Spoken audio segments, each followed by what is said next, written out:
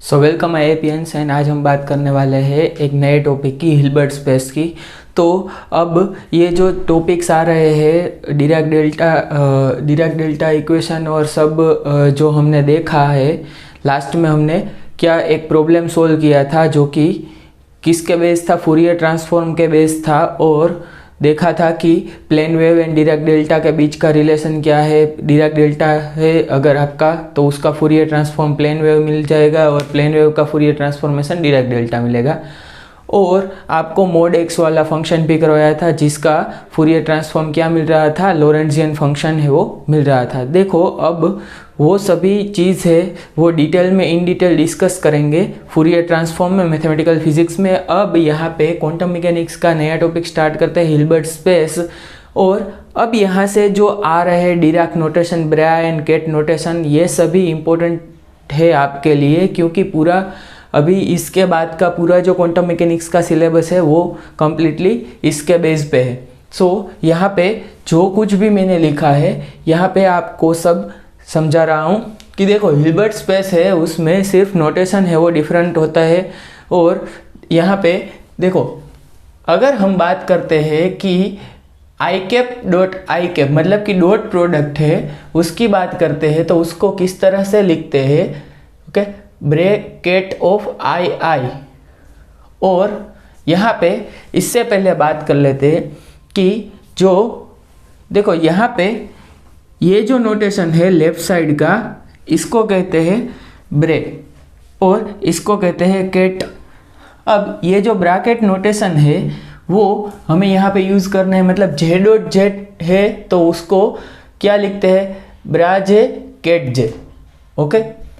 अब के डॉट के मतलब कि ब्रैकेट के।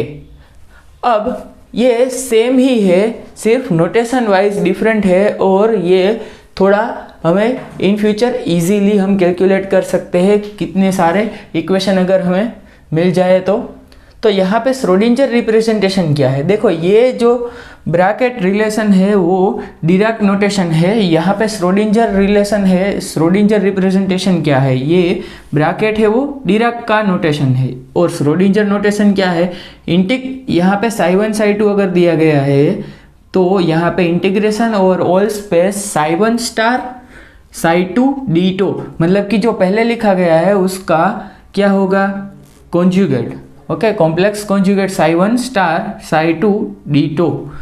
अब इसी को इस तरह रिप्रेजेंट कर सकते हैं कि bra of psi ket of psi2, okay. So इसको बोल सकते हैं bracket of psi1 psi2, clear. अब जब भी मैं बोलूँ कि ब्रैकेट ऑफ psi1 psi2 तो यहाँ पे आपको psi1 पहले लिखना है, psi2 बाद में लिखना है। तो यहाँ पे ब्रैकेट नोटेशन है इस तरह से दिखाए जाते हैं, रिप्रेजेंट किए जाते हैं। अब बारी आती है ट्रांसपोज कॉन्जुगेट या कॉन्जुगेट ट्रांसपोज की। सो यहाँ पे ये साइन है वो डेगर की साइन है, ओके। ये जो क्रॉस मार्क किया गया है वो डेगर की साइन है, इससे हम बोलेंगे कि ट्रांसपोज ऑफ कॉन्जुगेट या कॉन्जुगेट का ट्रांसपोज। ये बाद में हम देखेंगे कि मैट्रिक्स में यहाँ पे ट्रांसपोज कॉन्जुगेट क्या होगा या कॉन्जुगेट ट्रांसपोज क्या होगा। अब आते हैं कि अगर आपको दिखाया है कि ब्रैकेट ऑफ psi1 psi2 तो ये क्या रिप्रेजेंट करता है, scalar product of two vectors. मतलब कि यहाँ पे हमें पता है कि टू टाइप ऑफ प्रोडक्ट्स होते हैं, एक वेक्टर प्रोडक्ट होता है, एक स्केलर प्रोडक्ट होता है। सो ये स्केलर प्रोडक्ट है वो दिखाया जाता है। और अगर psi1 ब्रैकेट है तो सेल्फ प्रोडक्ट होता है, क्योंकि psi1 का ब्रैकेट है किसके साथ, psi1 के psi के साथ ही है, तो सेल्फ प्रोडक्ट बोला जाता है। उसे स्क्वायर ऑफ लेंथ या स्क्वायर ऑफ नॉर्म भी बोला जाता है। और यहाँ पे नॉर्म ऑफ साई है वो क्या होगा, नॉर्म ऑफ साई है वो under root psi bracket, okay. So वो क्या होगा, always positive and real quantity, मतलब कि वो जीरो होगा या तो जीरो से ज्यादा होगा। मतलब कि साई ब्रैकेट है ऑलवेज ग्रेटर देन जीरो होता है। और अगर psi bracket is equal to zero हो गया मतलब कि साई है ओके यहाँ पे केट साई है वो क्या होगा, it is a null vector which is represented by ket zero. और केट जीरो शोज सम, देखो केट जीरो है वो नल वेक्टर शो कर रहा है, लेकिन ket zero sometimes shows the ground state energy also. Okay, so जब हम हाइड्रोजन एटम की बात करेंगे ओके तो यहाँ पे केट जीरो है वो ग्राउंड स्टेट रिप्रेजेंट कर रहा होगा। So psi one psi two bracket है वो क्या है, projection of psi two on psi one, या तो projection of psi one on psi two, ये दोनों वैसे वर्सा है रिलेशन। अब यहाँ पे बात करते हैं कि अगर आपको दिया गया है केट साई और अगर आपको केट साई दिया गया है और ब्रा साई निकालना है तो मतलब क्या करेंगे, इसका सिर्फ आपको डाइगर ले लेना है, मतलब कि conjugate transpose. Okay, conjugate transpose या ट्रांसपोज कॉन्जुगेट ले लेना है। मतलब कि अगर यहाँ पे बात करें कि मैट्रिक्स रिलेशन है वो क्या होगा, कि अगर आपको दिया गया है केट साई है वो रिप्रेजेंट कर रहा है कॉलम मैट्रिक्स, मतलब कि यहाँ पे कोई 3 एलिमेंट यहाँ पे आएंगे, लेकिन कॉलम मैट्रिक्स में यहाँ पे ये जो रिप्रेजेंट कर रहा है वो क्या है, ब्रास आई। सो ब्रास आई है वो क्या रिप्रेजेंट करेगा,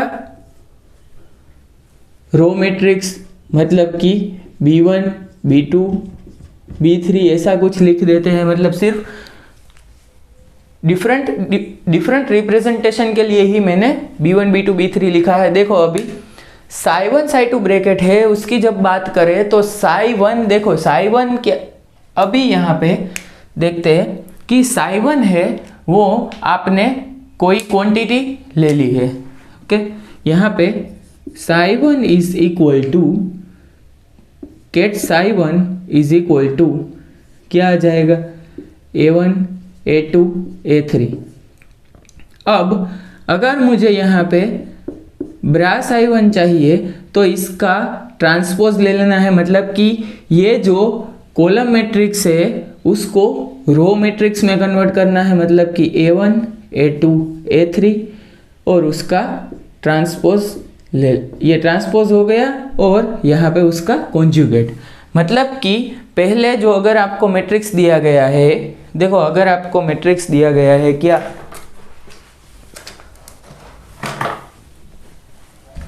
अगर आपको मैट्रिक्स दिया गया है कोई केट साई वन, यहीं पे लिख रहा हूँ, ये देखो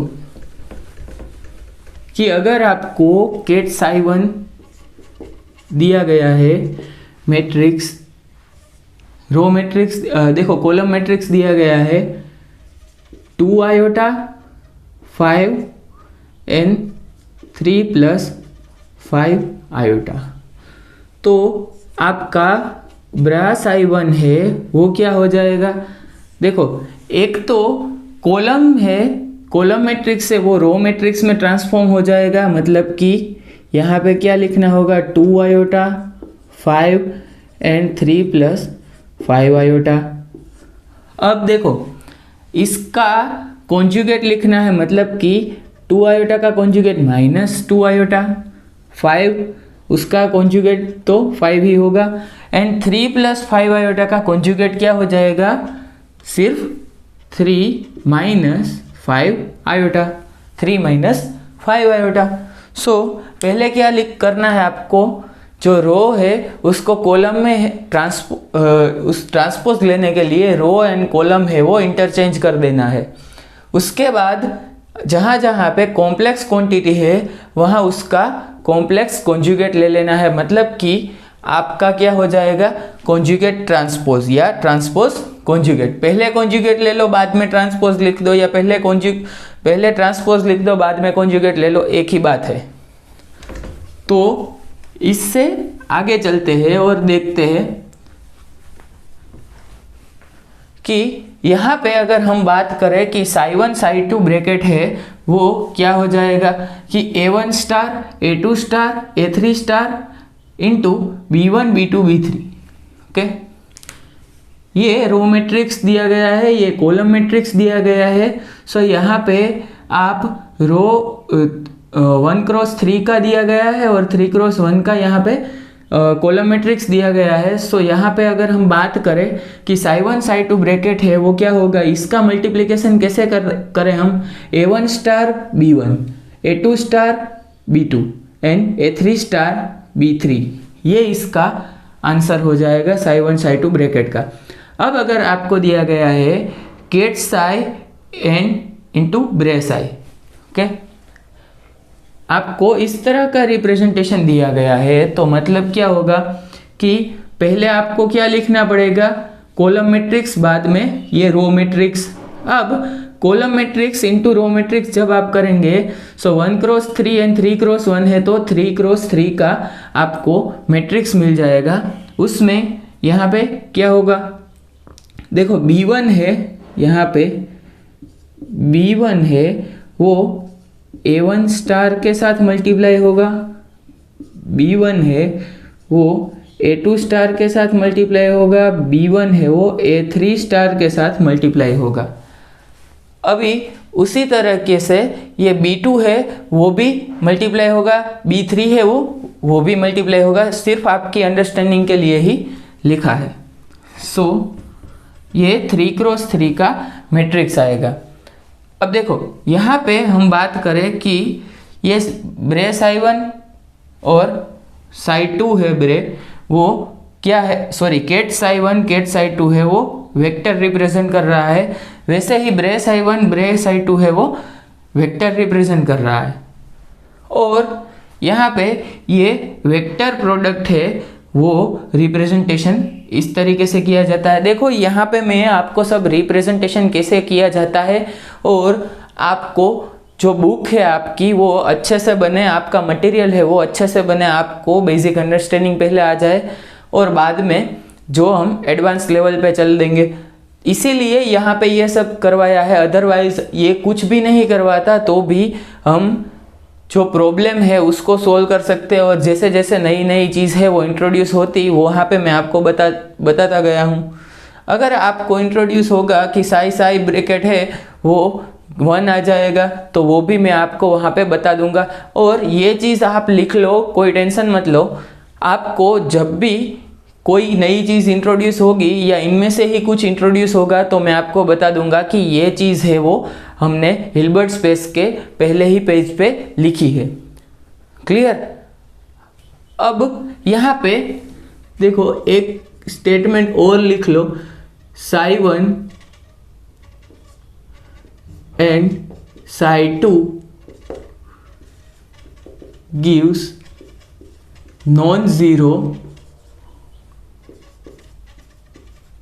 या इसको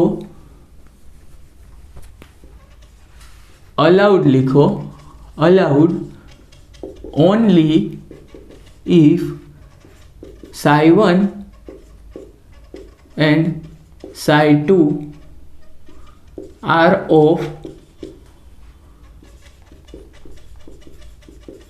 डिफरेंट स्पेस। अगर डिफरेंट स्पेस के है तो ही ये अलाउड है, अदरवाइज psi1 psi2 और psi2 psi1 फोरबिडन हो जाएंगे, फोरबिडन हो जाएंगे if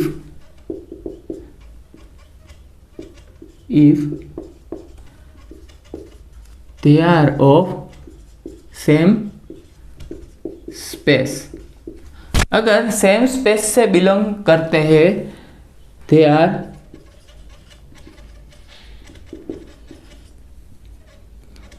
belonging to same space, यहाँ पे आपको लिखना है, तो वो फोरबिडन हो जाएगा। सो यहाँ पे ये कैसे फोरबिडन हो जाएगा और कैसे आपको डिफरेंट स्पेस में है तो रिजल्ट मिलेगा, ये भी मैं आपको बता दूंगा। जैसे ही हम प्रॉब्लम है वो स्टार्ट करेंगे या कोई एक प्रॉब्लम है वो सोल्व करेंगे तो आपको पता चल जाएगा बीच में, तभी मैं बता दूंगा कि ये आपका किस तरह से फोरबिडन है और किस तरह से अलाउड है। सो अब चलते हैं लीनियर वेक्टर स्पेस पे। तो देखते हैं linear vector space. So linear vector space है वो क्या है कि a set of vector together with a set of scalar is said to be linear vector space. मतलब कि एक सेट है आपके पास वेक्टर का और एक सेट है स्केलर का, दोनों मिला के एक लीनियर वेक्टर स्पेस बन रहा है। और कब कि जबकि वो additional rules and multiplication rules of the linear vector space है वो फॉलो कर रहे हैं तभी। सो यहाँ पे एडिशन रूल्स है, मतलब कि जो सम हम करते हैं तो उसके क्या क्या रूल्स है वो फॉलो करना चाहिए वेक्टर एंड स्केलर मिलके कि वो एक लीनियर वेक्टर स्पेस है वो फॉर्म कर सकते हैं। सो यहाँ पे देखो कि पहले आप ये सब अपनी बुक में लिख लो और यहाँ पे वीडियो पॉज करके ये सब लिखने के बाद यहाँ पे एक बार समझ लो कि sum of two state vector is also a state vector. मतलब कि दो वेक्टर्स है स्टेट वेक्टर्स, जहाँ पे देखो स्टेट वेक्टर मतलब कि एक वेक्टर है जो रिप्रेजेंट कर रहा है कोई एक स्टेट। ओके, सो क्वांटम मैकेनिकल सिस्टम का एक स्टेट रिप्रेजेंट करता है, मतलब स्टेट वेक्टर है। दो अगर स्टेट वेक्टर मिलाते हैं तो तीसरा जो स्टेट वेक्टर हमें मिलता है वो क्या होता है कि वो सेम वेक्टर स्पेस का ही होना चाहिए। ओके, सो फर्स्ट रूल ये है। और आप इसको डिफरेंट वे में कह सकते हैं कि linear superposition of two state vector is also element of same vector space. Okay, linear superposition मतलब कि क्या कि a1 phi1 plus a2 phi2 is equal to phi3। So यहाँ पे phi3 है वो सेम वेक्टर स्पेस का ही है, तो यहाँ पे हम इसको बोल सकते हैं कि हाँ ये रूल है वो अगर कोई वेक्टर एंड स्केलर मिलके सेटिस्फाई कर रहे हैं तो वो लीनियर वेक्टर स्पेस हो सकता है। दूसरा रूल है sum of state vector is commutative. देखो सम है वो कॉम्यूटेटिव होना चाहिए, कॉम्यूट करना चाहिए। देखो कॉम्यूट मतलब कि क्या, अगर यहाँ पे हम बात करें कि A and B are commute, okay, A B अगर कॉम्यूट कर रहा है तो इसको A B minus B A is equal to 0 लिख सकते हैं अगर कॉम्यूट कर रहा है तो। मतलब कि यहाँ पे अगर सम की बात करें तो यहाँ पे 2 + 5 लिखूँ विच इज इक्वल टू 5 + 2। ये सेम ही है, मतलब कि ये जो नंबर है मतलब कि ये फर्स्ट है ये सेकंड है, यहाँ पे ये फर्स्ट है ये सेकंड है। सो इससे कोई फर्क नहीं पड़ेगा हमारे आंसर पे। क्लियर? सो कॉम्यूट करना मतलब कि आपको जो पोजीशन है वो डिफरेंट, आपको पोजीशन एक्सचेंज कर दोगे तो भी रिजल्ट सेम ही मिलेगा। यहाँ पे 5 1 + 5 2 है, यहाँ पे 5 2 + 5 1 है, वो सेम ही रिजल्ट देने वाला है। तो थर्ड रूल क्या है कि sum of state vector is associative. देखो एसोसिएटिव मतलब कि अगर आपको पहले 5 1 + 5 2 करना है और इसका जो आंसर आ रहा है उसको 5 3 में ऐड करना है, या तो 5 1 को 5 2 एंड 5 3 के जो आंसर आ रहा है उसमें आप 5 1 को ऐड कर दोगे, ये दोनों सेम ही रिजल्ट देगा। मतलब कि अगर यहाँ पे बात करें कि 1 + 2 + 3 है, सो यहाँ पे आप 2 + 3 मतलब कि 5 + 1 करो तो भी 6 आंसर आ रहा है, और यहाँ पे आप 1 + 2 मतलब कि 3 कर दो, 3 + 3 कर दो, वो भी 6 आंसर दे रहा है। ये इसका एसोसिएटिव प्रॉपर्टी है, उसका मैंने इलैबोरेशन यहाँ पे करके दे दिया है आपको। तो यहाँ पे बात करते हैं कि एग्जिस्टेंस ऑफ सिमेट्रिक वेक्टर। देखो सिमेट्रिक वेक्टर है उसका एग्जिस्टेंस होना चाहिए। For each state vector 5 there must be a symmetric vector -5 such that कि 5 + -5 इज इक्वल टू हो जाता है 0, और -5 है उसको क्या कहते हैं, additive inverse of 5। Additive inverse of 5, okay, जो 5 में ऐड करने से रिजल्ट है वो 0 मिल जाएगा। सो यहाँ पे बात करते हैं कि रूल्स ऑफ मल्टीप्लिकेशन क्या है। देखो मल्टीप्लिकेशन के सिंपल रूल्स है associative with respect to multiplication of scalar. अगर यहाँ पे स्केलर मल्टीप्लाई हो रहा है और एसोसिएटिव लॉ हम अप्लाई करते हैं तो यहाँ पे देखो स्केलर के मल्टीप्लिकेशन का एसोसिएटिव रूल क्या कहता है कि a1 a2 5 1 है। ओके, तो यहाँ पे 2 स्केलर से वो मल्टीप्लिकेशन में है, तो आप पहले A2 को 5 1 से मल्टीप्लाई कर दो और बाद में A1 को मल्टीप्लाई करो, वो सेम रिजल्ट दे रहा है। ओके, अब अगर distributivity with respect to addition of scalar, देखो एडिशन ऑफ स्केलर से डिस्ट्रीब्यूटिविटी देख लेते हैं। तो यहाँ पे 2 स्केलर का एडिशन है और ब्रैकेट है। ओके, यहाँ पे 5 दिया गया स्टेट वेक्टर, सो आपको यहाँ पे A1 है वो 5 के साथ मल्टीप्लाई करना है। A1 5 प्लस A2 5 के A1 5 प्लस A2 5 है। ये क्या हो गया, distributivity with respect to addition of scalar. Addition of scalar यहाँ पे A1 A2 है वो स्केलर्स है। यहाँ पे distributive with respect to addition of vectors देख लेते हैं कि वेक्टर का एडिशन यहाँ पे हो रहा है, स्टेट वेक्टर 5 1 एंड 5 2 का एडिशन हो रहा है और A1 मल्टीप्लिकेशन में है, तो क्या हो जाएगा, A1 दोनों के साथ मल्टीप्लिकेशन में आ जाएगा और बीच में प्लस साइन आ जाएगी। सो A1 5 1 प्लस A1 5 2 सेम ही है। जो हम एल्जेब्रिक ब्रैकेट है उसको जब हम एक्सपांड करते हैं तो क्या करते हैं कि यहाँ पे 2 है, यहाँ पे 3 + 5 है, सो यहाँ पे पहले 2 × 3 कर दो और प्लस 2 × 5 कर दो। सो एग्जिस्टेंस ऑफ यूनिट एलिमेंट, मतलब कि यहाँ पे जो एग्जिस्टेंस ऑफ सिमेट्रिक वेक्टर था और यहाँ पे यूनिट एलिमेंट है, मतलब कि मल्टीप्लिकेशन में अगर आप 5 के साथ 5 प्राइम है वो मल्टीप्लाई करते हो तो आंसर आपको यूनिटरी मैट्रिक्स आता है। ये यूनिटरी मैट्रिक्स का साइन है, या तो आप 1 आंसर आता है, तो इसे बोलते हैं multiplicative inverse of 5। Multiplicative inverse मतलब कि यहाँ पे 2 है, उसका मल्टीप्लिकेटिव इनवर्स क्या है, 1/2। सो यहाँ 2 × 1/2 करके आप आंसर आ सकता है 1। क्लियर। सो यहाँ पे ये जो प्रॉपर्टीज है, rules of multiplication and rules of addition, अगर कोई वेक्टर एंड स्केलर का जो कॉम्बिनेशन है, सुपरपोजिशन है, वो सेटिस्फाई कर रहा है तो उसे लीनियर वेक्टर स्पेस कहते हैं। देखो आपको ये सब कॉन्सेप्चुअल अप्रोच से मैं बता रहा हूँ ताकि आपको कोई ऐसा ना हो कि आपने जीसेट क्रैक कर लिया है लेकिन आपके पास जो नॉलेज है वो भी थोड़ा बहुत अधूरा है। तो हम यहाँ पे नेक्स्ट टॉपिक में जाएंगे और बात कर लेंगे कि ये रूल्स ऑफ मल्टीप्लिकेशन है, ये लीनियर वेक्टर स्पेस है। तो इसके बाद यहाँ पे नेक्स्ट टॉपिक पे चल देते हैं। सो यहाँ पे देखते हैं कि डायमेंशन ऑफ वेक्टर स्पेस है, डायमेंशन ऑफ वेक्टर स्पेस है वो आपको कैसे पता चलेगी।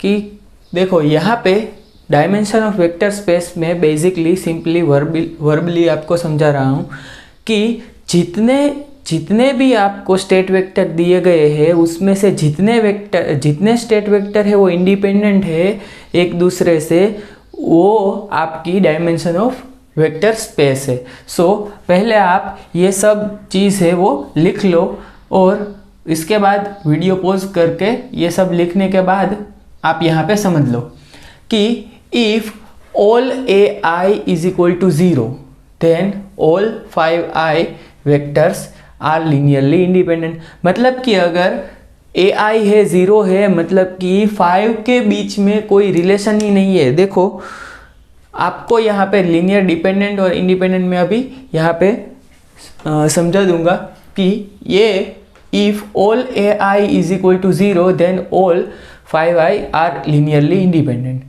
अब ai is not equal to 0 then all 5i linearly dependent सो अगर a है वो 0 नहीं है तो 5 है वो linearly dependent होगी।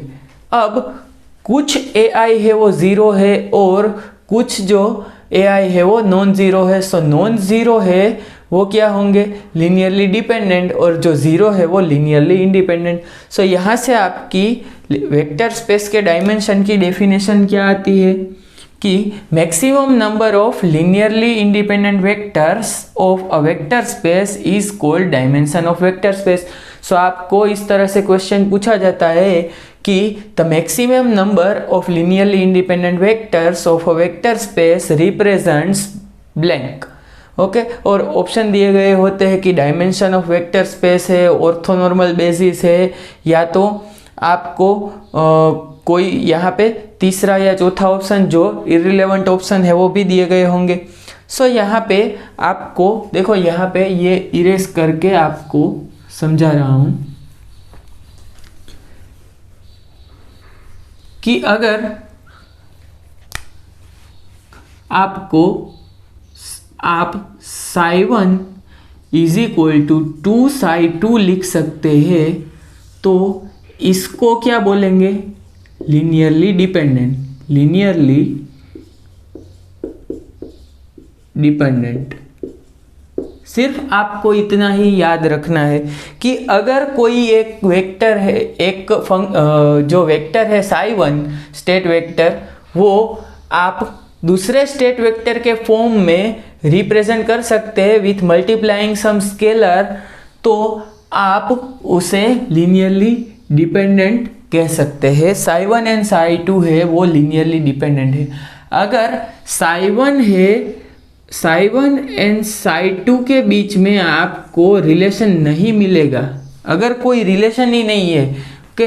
देखो यहाँ पे ये 2 यहाँ पे नहीं है और यहाँ पे कोई सपोज 0 मल्टीप्लाई करवा दो, तो psi1 एंड psi2 के बीच में कोई रिलेशन ही नहीं है। देखो यहाँ पे अगर phi1 है वो आपको कुछ a1 प्लस a2 मिल रहा है, और psi2 है वो आपको b1 प्लस b2 मिल रहा है, तो इन दोनों के बीच का कोई रिलेशन ही नहीं है, मतलब कि ये दोनों किस तरह लीनियरली इंडिपेंडेंट हो गए। अगर आपको psi2 है वो 2a1 प्लस 2a2 मिल रहा है, तो इसे आप 2 times of a1 plus a2 लिख सकते हैं और 2 टाइम्स ऑफ psi1 लिख सकते हैं। सो ये है वो लीनियरली डिपेंडेंट हो गए।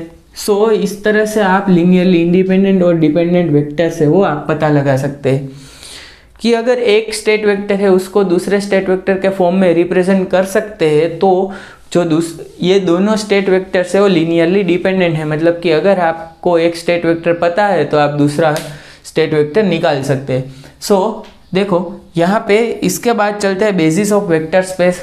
यहाँ पे ये सभी जो सेंटेंसेस है वो आपको डेफिनेशन है वो आपको पूछा जा सकता है, लेकिन यहाँ पे कुछ इन डेप्थ इसमें से कोई क्वेश्चन है वो नहीं निकल रहा है। आपको जो फर्दर जो प्रॉब्लम्स आने वाले हैं उसके लिए ही मैंने आपको ये सब लिखवाया है। सो आपको ये याद रखना है, एक बार डेफिनेशन है वो रिवाइज कर लेना है, लेकिन यहाँ पे ये पूछे जाने की पॉसिबिलिटी बहुत ही कम है। सो इससे ज़्यादा इम्पोर्टेंट टॉपिक कितने सारे टॉपिक्स है। सो बेसिस ऑफ वेक्टर स्पेस देखते हैं कि बेसिस ऑफ वेक्टर स्पेस क्या होता है, कि जो लीनियरली इंडिपेंडेंट वेक्टर्स होते हैं, so maximum number of linearly independent vector of vector space are known as the basis vector. मतलब कि जो मैक्सिमम नंबर है, अगर 5 आपको मैक्सिमम नंबर मिल रहा है लीनियरली इंडिपेंडेंट वेक्टर, सो ये 5 है वो बेसिस वेक्टर से, ओके, बेसिस वेक्टर से, या उसको बेसिस बोल सकते हैं। तो यहाँ पे देखो बेसिस है वो आप कोई भी चॉइस कर सकते हो, इसलिए मैंने लिखा है कि choice of basis are arbitrary, okay, arbitrary, आप कुछ भी चॉइस कर सकते हैं, ओके। आपको कुछ चॉइस नहीं करना होगा, आपको क्वेश्चन है वो सब दिए गए होंगे। सो आपको इतना कंफ्यूज नहीं होना है, आप अभी एग्जाम पे फोकस करो। ऑर्थोनॉर्मल बेसिस किसे कहते हैं, कि जो बेसिस ऑर्थोनॉर्मलिटी की कंडीशन है उसको सेटिस्फाई करते हैं, उसी को कहते हैं ऑर्थोनॉर्मल बेसिस। सो वही आप यहाँ पे मैंने इंग्लिश में लिख दिया है कि basis vector of vector space satisfy the orthonormality condition, then basis is called orthonormal basis. So orthonormality की कंडीशन क्या है कि 5i5j ब्रैकेट है which is equal to delta i j. So आपको पता है डिराक डेल्टा है आई जे, तो i इक्वल टू जे होगा, तभी डिराक डेल्टा की पीक हमें मिलेगी 1 पे, तभी रिजल्ट आएगा 1 और डिराक डेल्टा की पीक हमें मिलेगी। और अगर अदरवाइज ये क्या होगा 0। यहाँ पे मैंने डिराक डेल्टा है वो आपको ड्रॉ करके भी बताया था कि डिराक डेल्टा है अगर यहाँ पे x माइनस ए है सो x is equal to a पे ही आपको सिंगल इनफाइनाइट पीक है वो मिल रही है, अदरवाइज कोई पीक है वो आपको नहीं मिलेगी। सभी जगह पे x is not equal to 0 पे, x is not equal to a पे आपको 0 रिजल्ट आएगा। सो ये इतना ही था। और अब प्रॉब्लम देखते हैं कि आपको एक प्रॉब्लम दिया गया है, तो वो प्रॉब्लम अपनी बुक में नोट कर लो कि आपको 5 1 एंड 5 2 दो बेसिस दिए गए हैं, बेसिस वेक्टर दिए गए हैं, और जो साई 1 एंड साई 2 है वो ये बेसिस वेक्टर के फॉर्म में आपको दिए गए हैं। और आपको क्या निकालना है, Sai 1 Sai 2 bracket, Sai 1 Sai 1 bracket, Sai 2 bracket and Sai 2 Sai 1 bracket. और यहाँ पे ये जो केट साई 1 ब्रे साई 1 है और केट साई 2 ब्रे साई 2 है, और ट्रेस ऑफ ये 2 जो टर्म्स है वो आपको निकालना है। तो देखो यहाँ पे हम अगर बात करें कि हमें निकालना है पहले साई 1 ब्रैकेट, सो यहाँ पे साई 1 ब्रैकेट निकालना है। देखो यहाँ पे 2 ब्रैकेट है वो मैं आपको निकाल कर दूंगा, 2 ब्रैकेट है वो आपको अपने तरीके से निकालने हैं। सो साई 1 ब्रैकेट अगर आपको निकालना है तो पहले क्या करेंगे कि आपको दिया गया है केट साई 1 है वो क्या दिया गया है, iota by 3 and ket phi 1 plus √2/3 ket 5 2 ये दिया गया है। अब अगर आपको पता है कि अगर आपको केट दिया गया है उसको आपको ब्रे में कन्वर्ट करना है तो क्या हो जाएगा, इसको डेगर लेना है, मतलब कि कॉम्प्लेक्स कॉन्जुगेट लेना है और ट्रांसपोज लेना है। ओके, सो यहाँ पे केट साई 1 है उसको क्या लिख सकते हैं हम, उसको लिख सकते हैं, देखो यहाँ पे आयोटा बाई 3 और √2/3 ओके, √2/3 ओके। यहाँ पे ये कॉलम मैट्रिक्स बन गया है। तो यहाँ पे अगर हमें साई 1 ब्रे साई 1 निकालना है तो क्या करेंगे हम, यहाँ पे आयोटा बाई 3 एंड √2/3, सॉरी यहाँ पे आयोटा बाई √3 है, यहाँ पे भी √3 करना है आपको, वरना क्वेश्चन का आंसर है वो गलत आ जाएगा। सो देखो यहाँ पे ये रो मैट्रिक्स आ गया, ये कॉलम मैट्रिक्स आ गया। तो अब हमें पता है कि साई 1 ब्रैकेट है अगर हमें निकालना है तो यहाँ पे मैट्रिक्स मल्टीप्लिकेशन है वो करना होगा, आयोटा बाई √3 और यहाँ से √2/3 और यहाँ पे भी देखो यहाँ पे ये हमने ट्रांसपोज ले लिया, यहाँ पे कॉन्जुगेट लिखना बाकी रह गया था, मतलब कि माइनस आयोटा है और आपको लिखना है। अगर हम यहाँ पे डेगर है, डेगर का मतलब है ट्रांसपोज कॉन्जुगेट।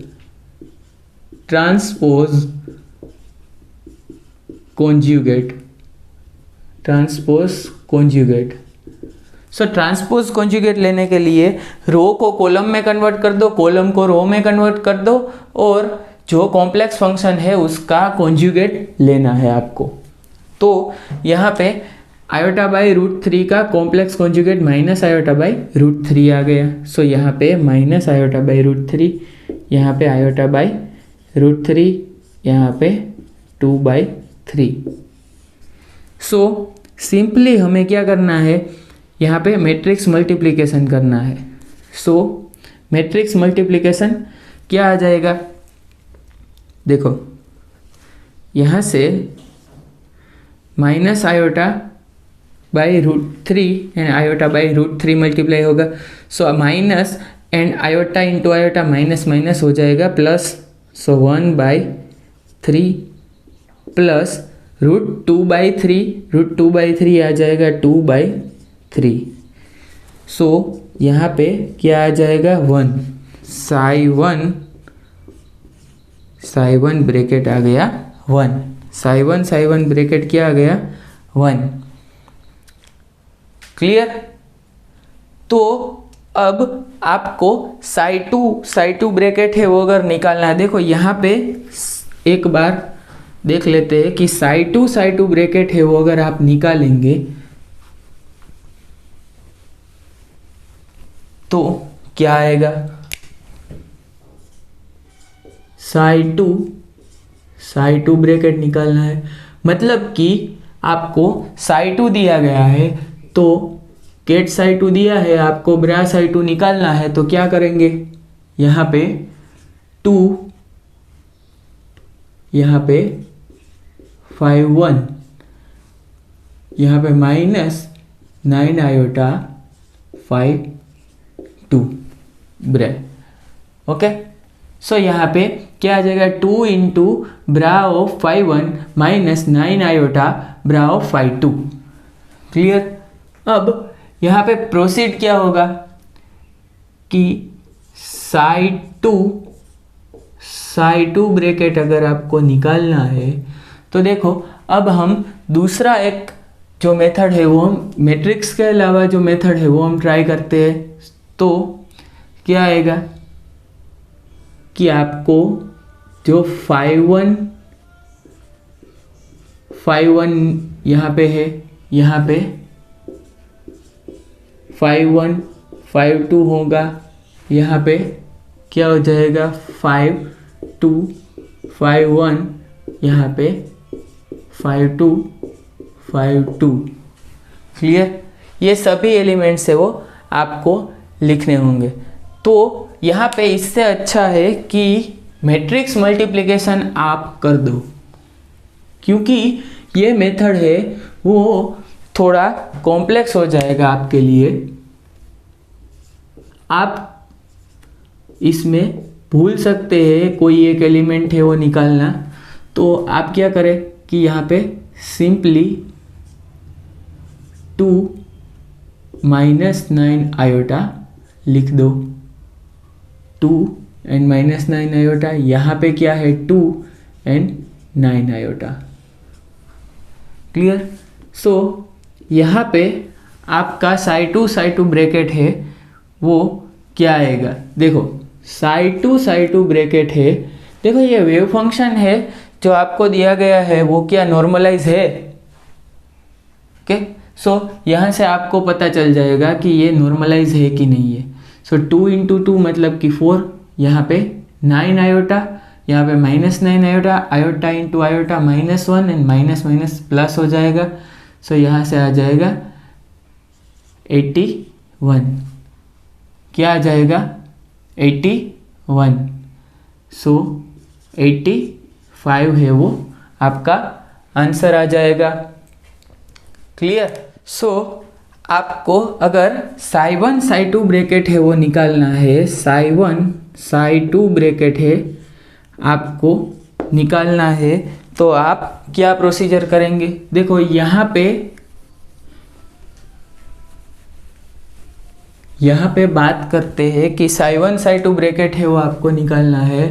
तो आपको केट साई 2 पता है, आपको ब्रा साई 1 है वो निकालना है। ब्रा साई 1 क्या आ जाएगा कि minus iota by √3 5/1 plus √2/3 5/2। Okay. और यहाँ पे केट 5/2 है वो क्या लिख देंगे हम, 2 5/1 प्लस 9 आयोटा 5/2। अब यहाँ से देखते हैं कि 5/1 5/2, यहाँ पे अगर हम बात करें कि साई 1 साई, यहाँ पे साई है, ओके, यहाँ पे साई है, साई 1 साई 2 अगर हम निकालें तो पहले यहाँ पे पूरा का पूरा लिख दो। जो दूसरी मेथड है उससे हम कर रहे हैं अभी। थोड़ा प्रैक्टिस करने के बाद आप ऐसे ही कर सकते हैं कि आपको कोई भी यहाँ पे राइटअप की ज़रूरत नहीं होगी, आप डायरेक्टली लिख सकते हैं आंसर अपना।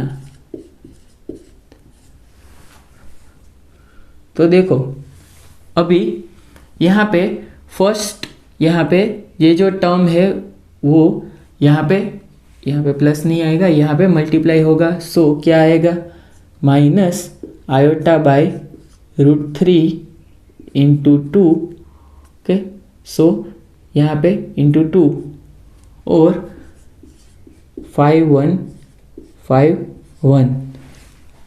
ओके, प्लस यहाँ पे √2/3 यहाँ पे मल्टीप्लाई कर दो। सो 2 √2/3 यहाँ पे 5 2 5 1 प्लस यहाँ पे अब ये हो गया। अब क्या करें कि ये जो 5 1 है उसको यहाँ पे मल्टीप्लाई कर दो कि माइनस आयोटा इंटू 9 आयोटा, मतलब कि 9/√3 5 1 5 2 और यहाँ पे √2/3 है वो यहाँ पे मल्टीप्लाई कर दो। सो 9 आयोटा √2/3 यहाँ से आ जाएगा साई 2 साई, यहाँ पे 5 2 5 2। अब देखो यहाँ पे जो 5 1 ब्रैकेट है वो हो जाएगा 1 और 5 1 यहाँ पे 5 2 ब्रैकेट हो जाएगा 1 और यहाँ पे 5 1 5 2 हो जाएगा 0। वैसे ही 5 2 5 1 ब्रैकेट हो जाएगा 0। ओके, सो यहाँ पे ये लिख लेना आप। अब यहाँ से अगर हम बात करें कि -2 आयोटा बाय √3, ओके, ये हो जाएगा 0, ये भी 0। So plus 9 iota √2/3।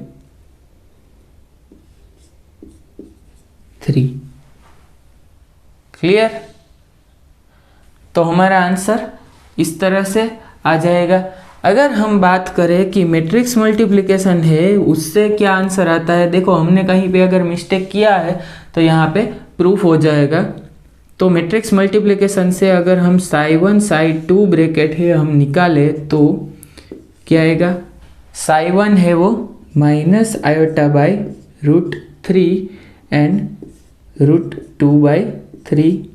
यहाँ पे क्या आ जाएगा, देखो साई 2 क्या है 2 एंड यहाँ पे 9 आयोटा। सो इसका आंसर क्या आएगा, यहाँ पे मल्टीप्लिकेशन कर दो, -2 iota by √3 2 iota by √3 and plus 9 iota √2/3। So ये दोनों सेम आंसर है। मतलब यहाँ पे जो रिजल्ट्स मैंने आपको बताए हैं कि 5 2 5 1 है वो 0 हो जाएगा, 5 1 5 2 है वो 0 हो जाएगा। सेल्फ प्रोडक्ट आप लेते हो, ओके, तो क्या आ जाएगा, इसको साइड 2 5 2 5 2 है वो क्या आ जाएगा 1, यहाँ पे 5 1 5 1 है वो 1 आ जाएगा। सो आपके लिए वर्क अभी क्या है कि आपके लिए वर्क ये है कि आप अभी ये जो एक ब्रैकेट बचा है साई 2 साई 1 ब्रैकेट, वो आपको यहाँ पे निकालना है और अपनी बुक में लिखना है as a practice work. Okay, अब देखो यहाँ पे आपको साई 2 साई 1 है वो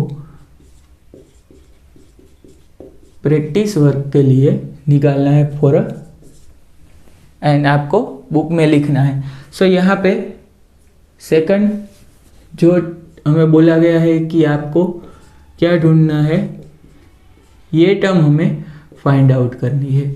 सो हमें पता है कि केट फाई 1 हमें दिया गया है, ब्रा फाई 1 है वो हमें पता है। सो यहाँ पे डायरेक्टली मैट्रिक्स मल्टीप्लिकेशन है वो लिख देते हैं। तो केट फाई 1 है वो क्या है, केट फाई 1 है वो यहाँ पे पता है आयोटा बाई √3 और 2/3, और इसको यहाँ पे कॉम्प्लेक्स कॉन्जुगेट से यहाँ पे रिप्लेस कर देते हैं और ट्रांसपोज ले लिया तो आपको मिल जाएगा brass I1।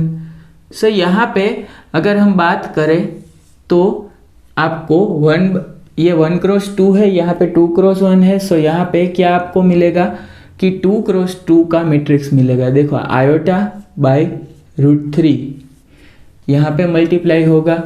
So iota into iota क्या आ जाएगा, यहाँ पे आयोटा इंटू आयोटा, देखो पहले ये है यहाँ पे मल्टीप्लाई होगा, उसके बाद यहाँ पे मल्टीप्लाई होगा। सो क्या आ जाएगा आपको 1/3, यहाँ से मल्टीप्लिकेशन में क्या आ जाएगा √2 आयोटा बाई 3, ये पूरा रूट में है इसलिए।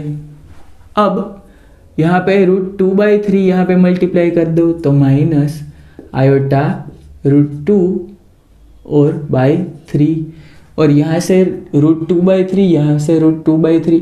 देखो यहाँ से ये एक बार यहाँ पे मल्टीप्लाई हुआ, एक बार यहाँ पे मल्टीप्लाई होगा। सो 2/3 यहाँ पे करना है। देखो मैट्रिक्स मल्टीप्लिकेशन में जब यहाँ पे आयोटा बाई √3 इंटू 2/3 था, ओके, ये क्या था, ये ब्रेस I1 है वो पहले था, यहाँ पे ऐसे था। तो आपको रिजल्ट क्या मिल रहा था, यहाँ पे आपको देखो यहाँ पे रिजल्ट मिल रहा था सिर्फ यहाँ पे 2x1 एंड 1x2 है, तो आपको रिजल्ट मिल रहा था 1x1 का मैट्रिक्स, मतलब कि आपको डायरेक्टली आंसर है वो मिल रहा था। क्लियर, यहाँ पे साई 1 लिख दो, कोई बात नहीं है। तो आपको ये याद रखना है कि अगर यहाँ पे आपको ये पूछा जाए तो आपका रिजल्ट अलग आता है, और यहाँ पे मैट्रिक्स मल्टीप्लिकेशन इस तरह से करें तो रिजल्ट है वो हमें अलग मिल सकता है। तो यहाँ पे 2x2 का मैट्रिक्स बन जाएगा। और यहाँ पे बोला है कि ट्रेस ऑफ साई 1 आपको निकालना है, केट साई 1 ब्रा साई 1। ट्रेस क्या है, देखो ट्रेस ऑफ मैट्रिक्स M क्या है, सम ऑफ डायगोनल एलिमेंट। देखो डायगोनल एलिमेंट है उसका सम कर दो, मतलब कि ये जो है वो डायगोनल एलिमेंट है, मतलब यहाँ पे 1/3 प्लस 2/3 कर दो तो ये आपका आंसर है वो आ जाएगा। सो ट्रेस को लिखते हैं TR ऑफ क्या, साई 1 और इसका आंसर आता है 1। क्लियर। तो आपके लिए वर्क क्या है कि आप साई 2 निकाल लो। ओके, साई 2 यहाँ पे जो आपको पूछा गया है कि यहाँ पे साई 2 है वो निकालना है, तो आप ये निकाल कर उसका भी ट्रेस है वो फाइंड कर लो। देखो क्या पूछा गया है कि यहाँ पे 2 और यहाँ पे -9 आयोटा प्लस 9 आयोटा, और यहाँ पे आपको पता है 2 एंड -9 आयोटा। सो यहाँ पे मल्टीप्लाई कर दो सो 4 यहाँ पे -18 आयोटा, यहाँ पे 18 आयोटा और यहाँ पे क्या आ जाएगा 9 × 9 81। क्लियर। सो यहाँ से आपका ट्रेस देखो, मैंने आपको होमवर्क करने को बोला था, यहाँ पे मैंने ही सोल्व करवा दिया है, कोई बात नहीं है। दूसरी बार हम एक प्रॉब्लम है वो होमवर्क में देख लेंगे। तो ट्रेस क्या आ जाएगा 85, यहाँ पे डायगोनल एलिमेंट है उसका सम है वो आप कर दो। सो देखो, अगर हमें ट्रेस की एक प्रॉपर्टी भी आप बुक के ऊपर लिख दो, ABC is equal to trace of BAC is equal to trace of CAB। Okay, ये प्रॉपर्टी है। सो अगर यहाँ से ट्रेस ऑफ AB, यहाँ पे ट्रेस ऑफ BA निकाल लो, ये भी सेम ही आएगा। ओके, सो जो साइड टू ब्रैकेट है, ओके, साइड टू ब्रैकेट है, उसमें आपको क्या मिल रहा था, ट्रेस 85 ही मिल रहा था। तो ये साइड टू है वो, और यहाँ पे इसका ट्रेस है वो, दोनों सेम रिजल्ट है वो दे रहे हैं। क्लियर। सो यहाँ पे ये प्रॉब्लम्स है वो हमने करवा दिया है। अब नेक्स्ट है ऑपरेटर, हमारा नेक्स्ट टॉपिक ऑपरेटर होगा। ऑपरेटर में ऑपरेटर है वो क्या है, ऑपरेटर किसे कहते हैं, ऑपरेटर कितने टाइप्स के होते हैं, वो हर एक ऑपरेटर है उसकी किस तरह से आपको प्रॉपर्टीज है वो दी गई होंगी। ऑपरेटर के बारे में जीसेट में क्वेश्चंस है वो पूछे जाते हैं, क्योंकि वो थोड़ा इजी टॉपिक है, और जीसेट में आपको बहुत ही लेंथी डेरिवेशन या कोई इतने हार्ड टॉपिक है वो नहीं पूछे जाने वाले हैं। सो हमारा नेक्स्ट टॉपिक है ऑपरेटर। तो यहाँ पे हमें पता है कि ऑपरेटर है वो क्या है, वो हम देखने वाले हैं। तो मैथमेटिकल रूल है ऑपरेटर कि जो आपको कैट साई दिया गया है उस पर आप ऑपरेट करते हो तो वो आपको डिफरेंट कैट साई देगा, वो भी सेम वेक्टर स्पेस का, सेम स्पेस का।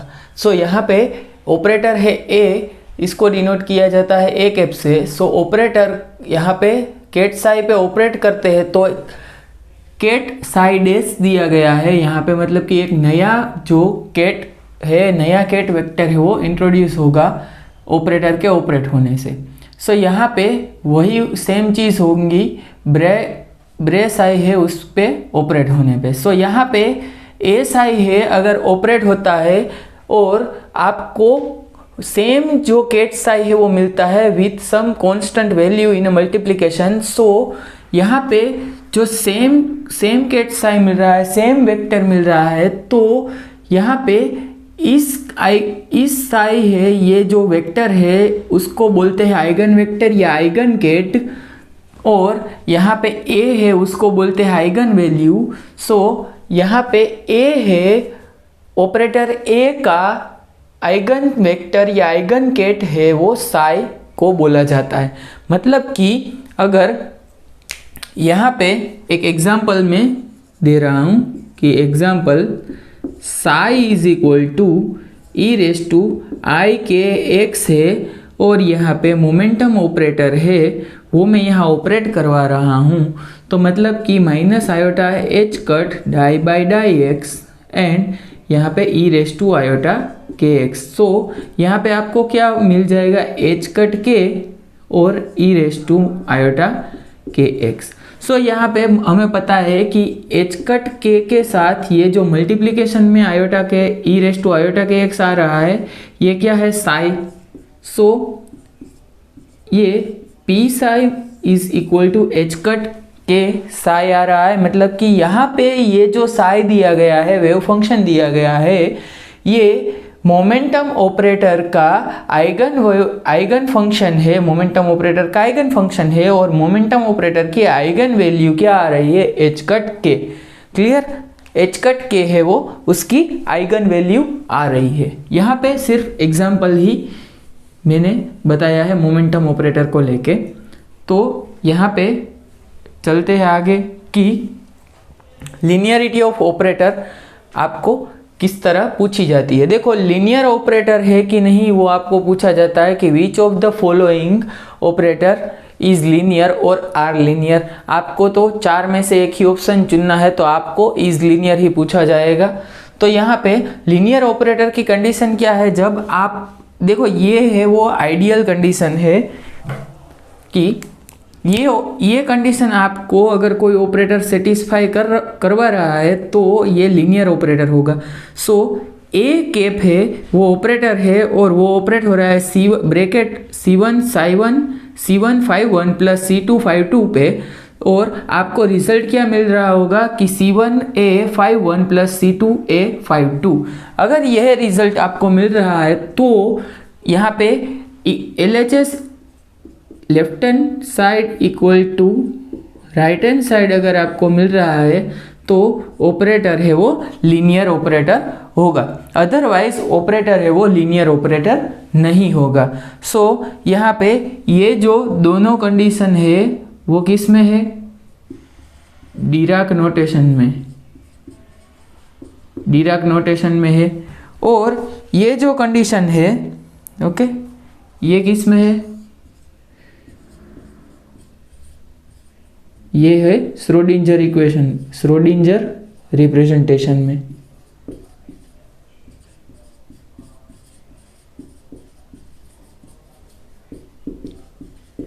इतनी लंबी लंबी स्पेलिंग मुझसे लिखवा रहे हो।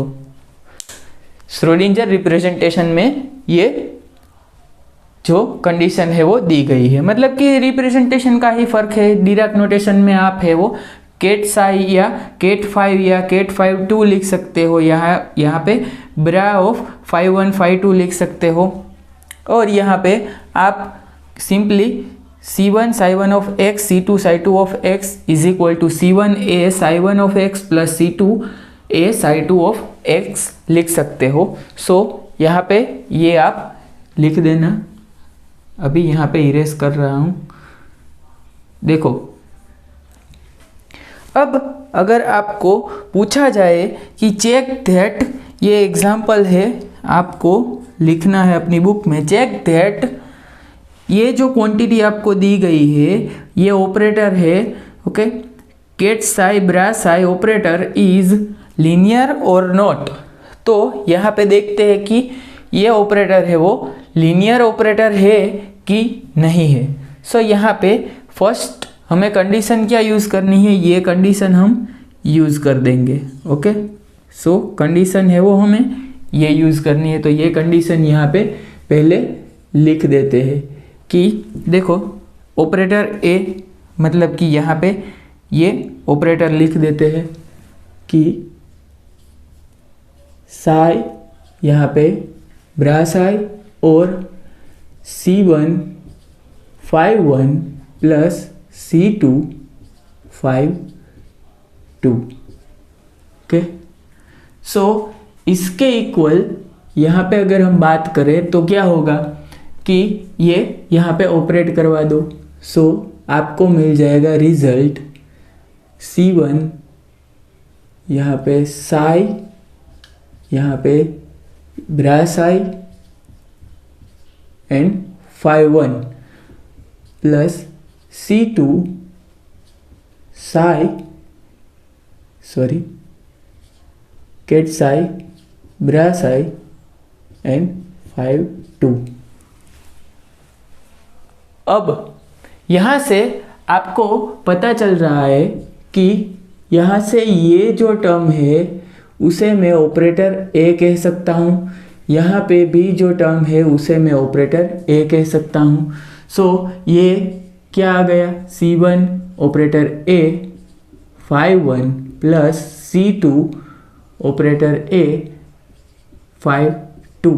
मतलब कि यहाँ पे जो ये कंडीशन थी, देखो ये कंडीशन क्या थी, ऑपरेटर हमने ये ब्रैकेट पे ऑपरेट करवाया तो हमें ये रिजल्ट मिलना चाहिए।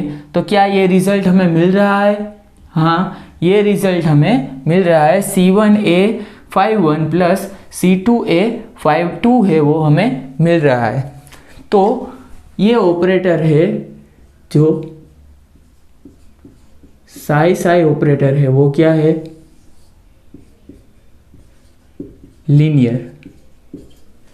लीनियर है। तो यहाँ पे ये ऑपरेटर को किस तरह से चेक किया जाता है वो हमने बताया है अभी।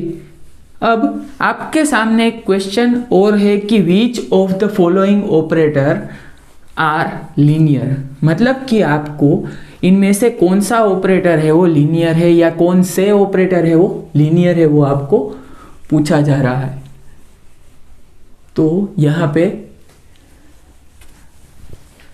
देखते हैं, ये क्वेश्चन भी हम सोल्व करते हैं। चलो, यहाँ पे पहला ऑप्शन है, देखो यहाँ पे ऑप्शन ही चेक करना होता है। तो पहला ऑप्शन हमें देखना है। तो पहले कंडीशन क्या थी? C1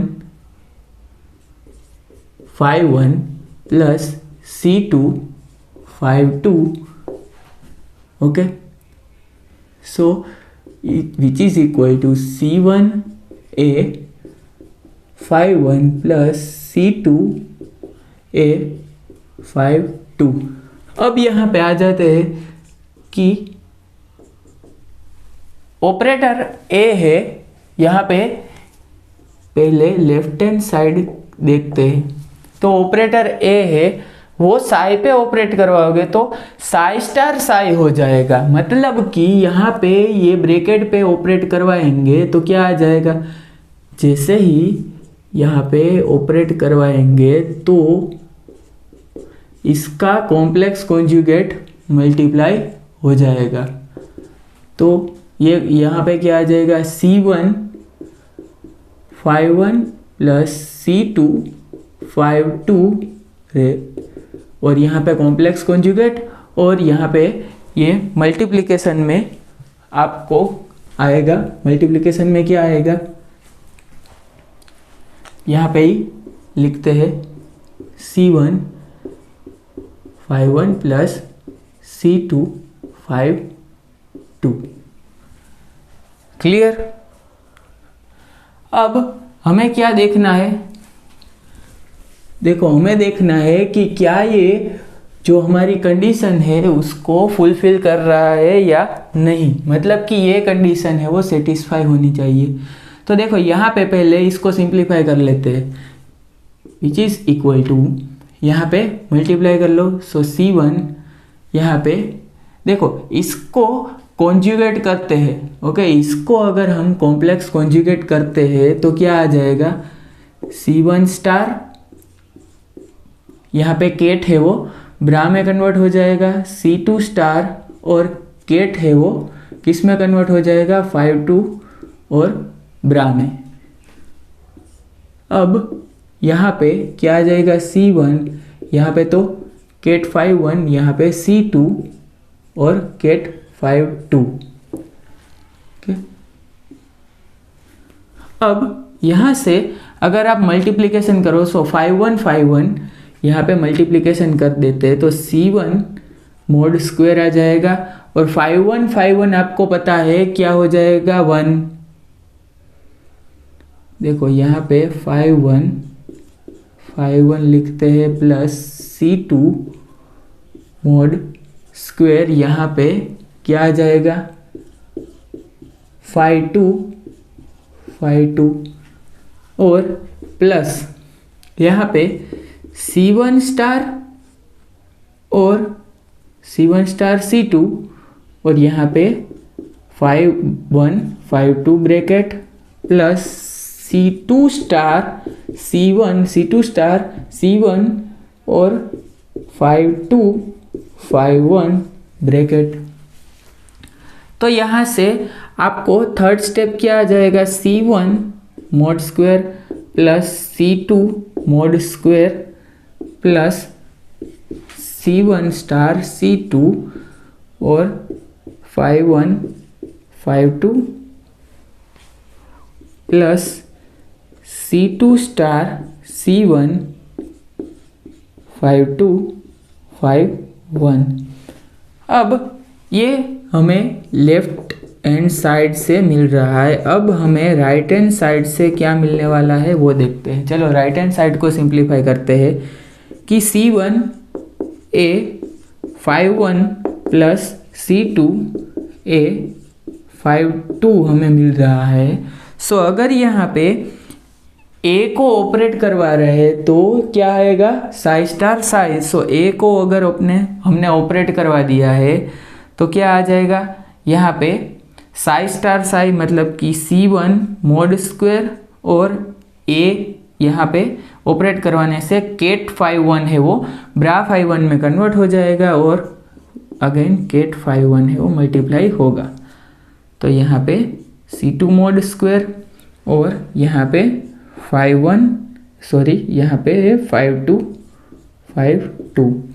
देखो यहाँ पे जो ये 2 टर्म्स जो एक्स्ट्रा मिल रही है वो यहाँ पे एक्स्ट्रा नहीं मिल रही है, मतलब कि ये ऑपरेटर जो है वो लीनियर ऑपरेटर नहीं है, मतलब कि ये है वो लीनियर ऑपरेटर नहीं है। अब आप क्या करो कि यहाँ पे जो नेक्स्ट वन है वो अगर आप देखो कि अगर हम ऑपरेट करवा देते हैं जो हमें ऑप्शन बी में दिया गया है, यहाँ पे ऑपरेट करवाते हैं बी ऑप्शन वाला तो एक्स साई आ जाता है। सो यहाँ पे जैसे ही हम यहाँ पे ऑपरेट करवाते हैं तो x है वो मल्टीप्लिकेशन में आ जाएगा C1 5-1 और C2 केट 5-2 के साथ में। सो यहाँ से हमें पता है कि ये x C1 या C1 x 5-1 plus C2 x 5-2 लिख सकते हैं, मतलब कि यहाँ पे ये ऑपरेटर A है, ये C1 है और ये 5-1 है, प्लस C2 ऑपरेटर A 5-2 लिख सकते हैं, मतलब कि ये ऑपरेटर है वो लीनियर ऑपरेटर है। क्लियर? तो अब थर्ड वन आपको देखना है कि किस तरह से थर्ड वन है वो चेक किया जाए कि अगर C1 यहाँ पे C1 5-1 प्लस C2 5-2 पे अगर ऑपरेटर A हमने ऑपरेट करवा दिया तो आपका जो रिजल्ट है वो क्या आ रहा है, साई एक्स स्क्वायर साई, मतलब कि यहाँ पे आपको मिल रहा है C1 5-1 plus C2 5-2 x square और मल्टीप्लिकेशन में आपको अगेन साई 1 मिल रहा है। सो C2 5-2। सो अगर यहाँ पे बात करें कि एक्स स्क्वायर और यहाँ पे एक्स स्क्वायर मल्टीप्लाई कर लो, या आपको यहीं से ही पता चल जा रहा है कि ये जो टर्म है वो कभी भी इस टर्म के साथ, देखो यहाँ पे C1 A 5-1 plus C2 A 5-2 ये जो राइट हैंड साइड है, सो यहाँ पे ऑपरेटर A 5-1 पे ऑपरेट करने से क्या आ जाएगा, 5-1 एक्स स्क्वायर 5-1, सो C1 और 5-1 एक्स स्क्वायर 5-1। तो यहाँ से इसको मैं लिख सकता हूँ क्या, C1 एक्स स्क्वायर 5-1 और यहाँ से 5-1 प्लस C2 एक्स स्क्वायर 5-2 यहाँ से लिख सकते हैं 5-2। अब देखो यहाँ पे जो ये ऑपरेटर है वो किस तरह होना चाहिए, देखो यहाँ पे ये A है, यहाँ पे ये हमारा 5-2 है, लेकिन यहाँ पे एक एक्स्ट्रा 5-2 आ रहा है, मतलब कि ये कंडीशन है वो सेटिस्फाई नहीं हो रही है। अगर यहाँ पे ये कंडीशन सेटिस्फाई नहीं हो रही है तो ये ऑपरेटर है वो लीनियर ऑपरेटर नहीं है। और अगर आप यहाँ से मल्टीप्लाई करोगे, देखो यहाँ से आप मल्टीप्लाई करोगे तो 2 टर्म्स है वो इसके अलावा एक्स्ट्रा आएगी, एक कौन सी टर्म आएगी, यहाँ से जब आप मल्टीप्लिकेशन में यहाँ 5 2 के साथ मल्टीप्लाई करोगे और ये मल्टीप्लिकेशन करोगे। सो ये 2 टर्म्स है वो एक्स्ट्रा आने वाली है, इसलिए ये ऑपरेटर भी क्या है, लीनियर नहीं है। क्लियर। अब यहाँ से ये मोमेंटम ऑपरेटर है, यहाँ पे ऑपरेट किया गया है, यहाँ पे P आ रहा है, तो अगर यहाँ से सेम चीज़ आप निकालोगे तो क्या आ जाएगा, देखो यहाँ पे साई एक्स स्क्वायर साई आ रहा है, यहाँ पे भी साई P साई आ रहा है। सो ये आपको प्रैक्टिस के लिए करना है और देखना है कि क्या ऑपरेटर लीनियर आ रहा है कि नहीं। क्लियर। अब यहाँ पे डिफरेंट ऑपरेटर है वो किस टाइप के होते हैं वो देखते हैं। यहाँ पे बात करते हैं कि हर्मिशियन ऑपरेटर किसे कहते हैं। हर्मिशियन ऑपरेटर मतलब कि if A dagger is equal to A, मतलब कि ए डेगर मतलब कि ट्रांसपोज कॉन्जुगेट ऑफ ए, वो ए के बराबर होगा तो उसे हर्मिशियन ऑपरेटर कहते हैं। देखो हर्मिशियन ऑपरेटर या skew Hermitian operator, anti Hermitian operator, parity operator, projection operator या तो यूनिटरी ऑपरेटर, ये सभी जो इम्पोर्टेंट है और सभी के क्वेश्चन है वो आपको जीसेट, गेट, नेट सभी जगह पे, जेस्ट में या TIFR का जो भी आप एग्ज़ाम दे रहे हैं वो सभी में आपको पूछे गए हैं। ये इम्पोर्टेंट टॉपिक है आपके एग्ज़ाम के एस्पेक्ट से। यहाँ पे देखो बात करते हैं, पहले एक्सप्लेनेशन दे रहा हूँ, बाद में जो आपको शॉर्ट ट्रिक है, इम्पोर्टेंट नोट्स है वो मैं बता रहा हूँ कि आपको मेमोराइज क्या करना है। तो यहाँ पे ये श्रोडिंजर रिप्रेजेंटेशन में मैंने लिखा है 5 1 a 5 2, ओके 5 1 a 5 2, यहाँ पे 1 है, ये कोमा है। 5 1 a 5 2 is equal to a 5 1 5 2।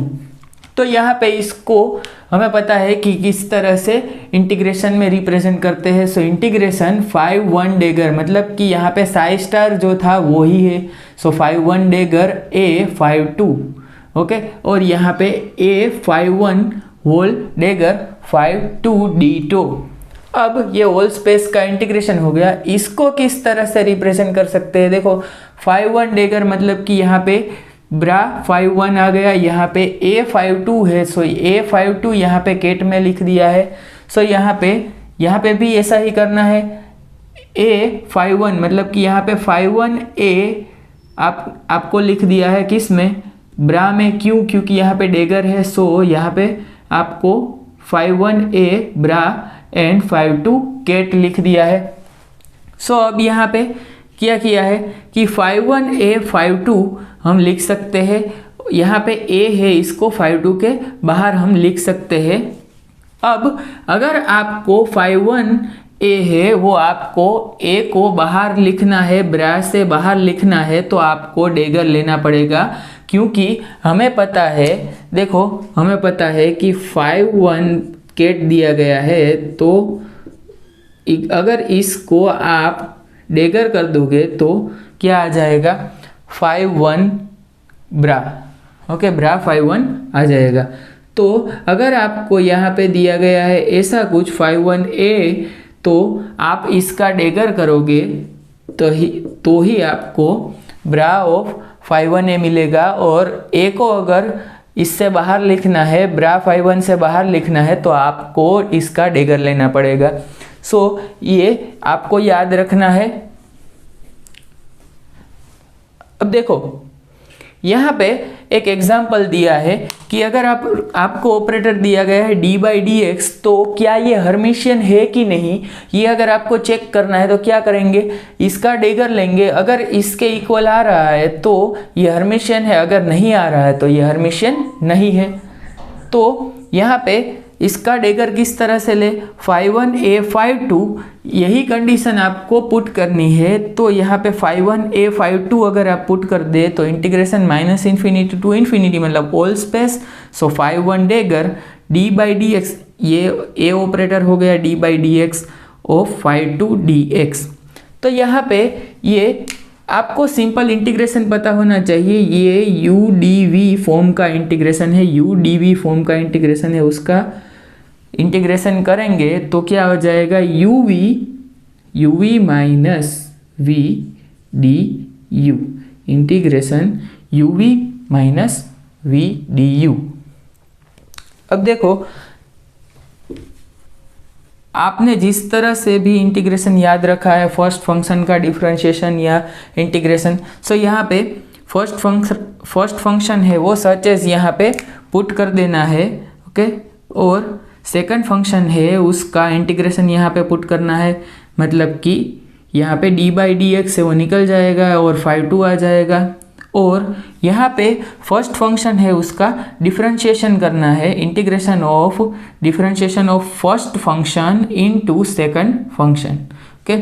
सो यहाँ पे आप इस तरह से d/dx ऑफ 5/1 डेगर इंटू 5/2 dx लिख सकते हैं।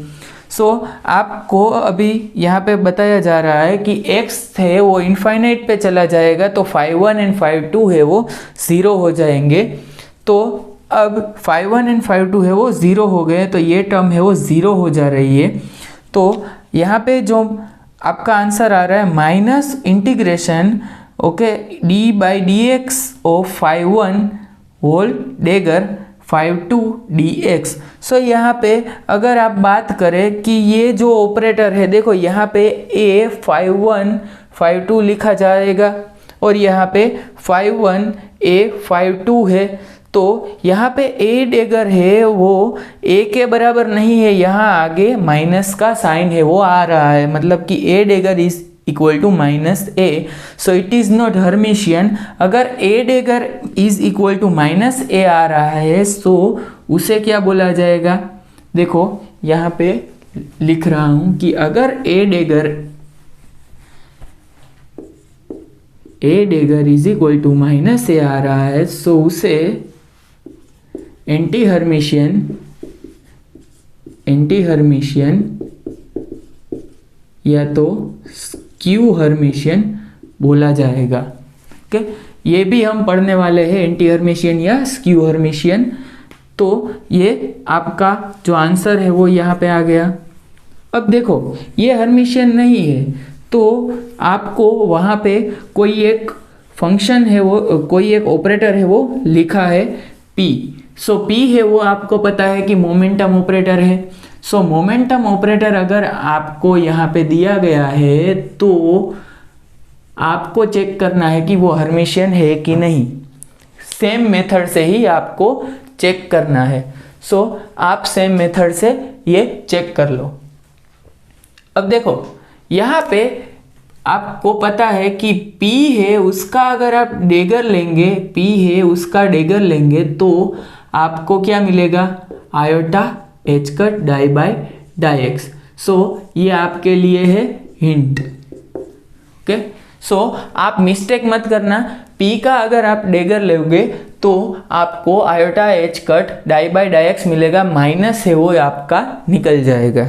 सो आपके फाइनल स्टेप्स में क्या इन्वॉल्व हो जाएगा, यहाँ पे जो माइनस है वो इंक्लूड हो जाएगा इसमें और आपका फाइनल आंसर प्लस आ जाएगा। ये सिर्फ आपको हिंट है, वर्बली मैंने बता दिया है, आपको ये सोल्व करना है फॉर प्रैक्टिस। अगर नहीं होगा तो आप ग्रुप में डाल दो, ओके। तो यहाँ पे देखो 2 इंपॉर्टेंट पॉइंट्स मैंने लिख दिए हैं कि ऑल ऑब्जर्वेबल आर हर्मिशियन। जो भी ऑब्जर्वेबल है यहाँ पे देखो, ऑब्जर्वेबल मतलब कि यहाँ पे अगर एनर्जी है, मोमेंटम है, पोजीशन है, ये सब है वो हर्मिशियन ऑपरेटर है, ओके।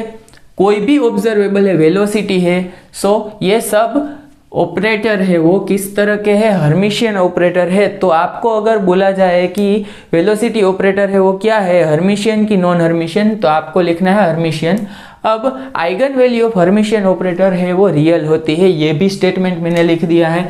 सो ये दोनों स्टेटमेंट इंपॉर्टेंट है। ये स्टेटमेंट को मैं यहाँ पे प्रूव कर रहा हूँ कि देखो A psi is equal to lambda psi है, लेमड़ा यहाँ पे आइगन वैल्यू है, आपको पता है ऑपरेटर ऑपरेट करने से सेम फंक्शन आ रहा है, तो ये वेव फंक्शन जो है ये स्टेट है वो इसका आइगन स्टेट, ये ऑपरेटर का आइगन स्टेट बोला जाता है और जो कांस्टेंट आता है उसे आइगन वैल्यू बोला जाता है। सो आपको पता है कि अगर bra psi A dagger is equal to lambda star bra psi, तो अब यहाँ पे इसको इस तरह से लिख सकते हैं कि bracket psi A dagger psi is equal to bracket of psi lambda star Sai.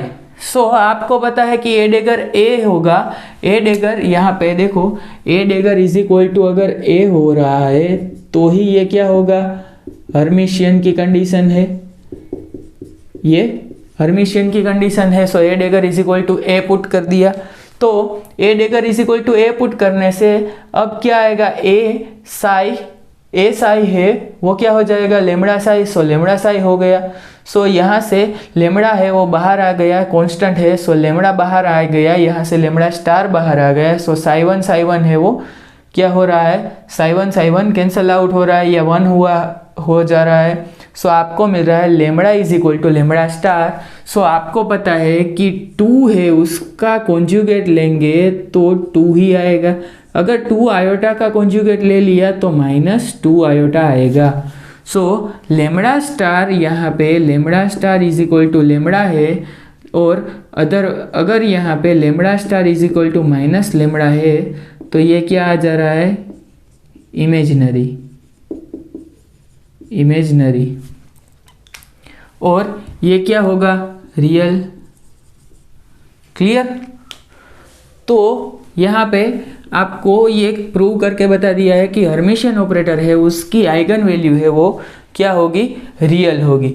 अब देखो आपको यहाँ पे मैंने ऑपरेटर दिया था a is equal to d by d x, और आपका आंसर आ रहा था A dagger is equal to -a। तो ये हर्मिशियन नहीं था, क्या नहीं था, hermitian, it is a not hermitian. Okay, ये हर्मिशियन नहीं था।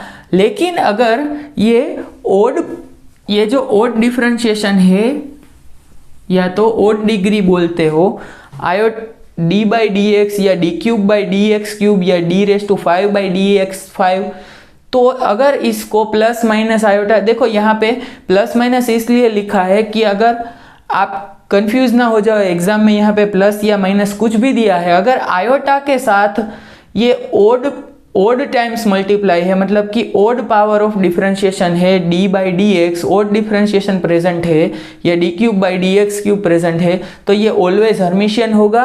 और d² by d x square, d⁴ by d x raise to 4, ऐसे ही d⁶ upon d x raise to 6 है वो होगा, तो वो भी हर्मिशियन है। देखो यहाँ पे इवन पावर जहाँ पे है डिफरेंशिएशन की, उसमें इवन ऑर्डर डिफरेंशिएशन है, उसमें कहीं पे आयोटा मल्टीप्लाई नहीं है, और यहाँ पे ऑलवेज आयोटा मल्टीप्लाई होगा जब ये हर्मिशियन होगा। सो इसके बेस पे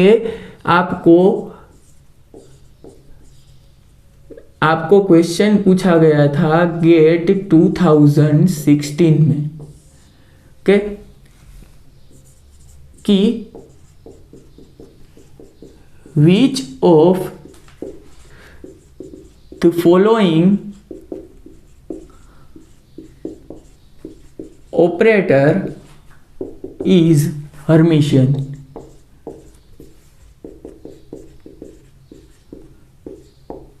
सो ए ऑप्शन में डी बाई डी एक्स था, बी ऑप्शन था कुछ d² by d x square, C option था iota d² by d x square, और डी ऑप्शन था d³ by d x cube. शायद यही ऑप्शन है। तो सच एज क्वेश्चन आपको गेट 2016 में पूछा था। तो देखो अगर आपको ये जो मेमोराइज है आपके दिमाग में ही है कि आयोटा उसके साथ अगर ओड पावर है तो ही वो हर्मिशियन है, तो ए ऑप्शन है निकल गया, सी ऑप्शन है निकल गया। अब देखो डिफरेंशिएशन है उसका ऑर्डर है 2, तो देखो ये सेकंड ऑर्डर डिफरेंशिएशन अगर बात करें तो उसके साथ है कभी भी आयोटा मल्टीप्लाई नहीं होगा तो ही हर्मिशियन होगा। सो ये हर्मिशियन हो गया, ये हर्मिशियन नहीं है। सो आपको ये 4 ऑपरेटर है, देखो यहाँ पे भी मैंने बताया है, यहाँ पे भी आपको बताया है। सो गेट 2016 में ये क्वेश्चन पूछा गया था कि which of the following operator is hermitian. So B answer है वो आपका करेक्ट आंसर है। और आप अपना गेट का जो पेपर है वो डाउनलोड करके देख भी सकते हैं कि ये क्वेश्चन है वो उसमें पूछा गया था। यहाँ पे गेट 2017 है, उसमें भी एक क्वेश्चन है वो पूछा गया था।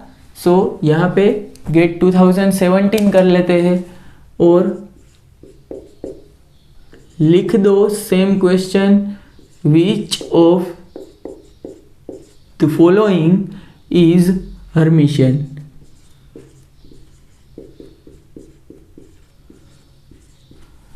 देखो ये क्वेश्चन है, उसमें क्या आंसर दिए गए हैं। क्वेश्चन है उसमें आंसर दिए गए हैं आयोटा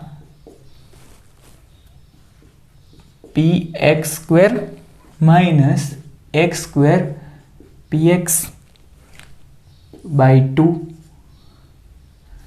बी आंसर दिया गया है iota px x² plus x² p/2। C answer दिया गया है e⁻iota px/a और डी आंसर दिया गया है e⁻iota px/a।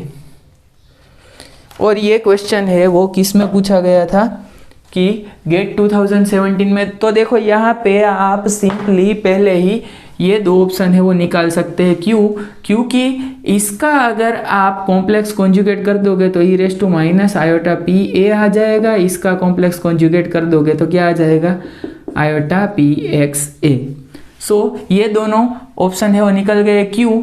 क्योंकि a dagger which is not equal to a, तो ये हर्मिशियन नहीं है, इसमें भी यही हो रहा है, तो ये दोनों हर्मिशियन नहीं है। ये दोनों ऑप्शन है वो निकल गए। आपको ए एंड बी ऑप्शन में से देखना है, तो पहले हम बी ऑप्शन देख लेते हैं। चलो बी ऑप्शन अगर हम देखें तो यहाँ पे सॉल्यूशन में सॉल्यूशन और यहाँ पे बी ऑप्शन देखें तो iota px² plus x² px/2 है। तो देखो ये है आपका ऑपरेटर।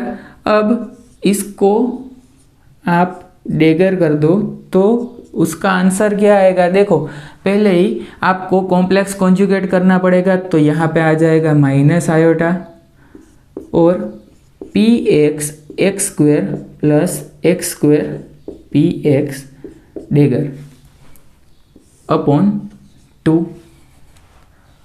तो यहाँ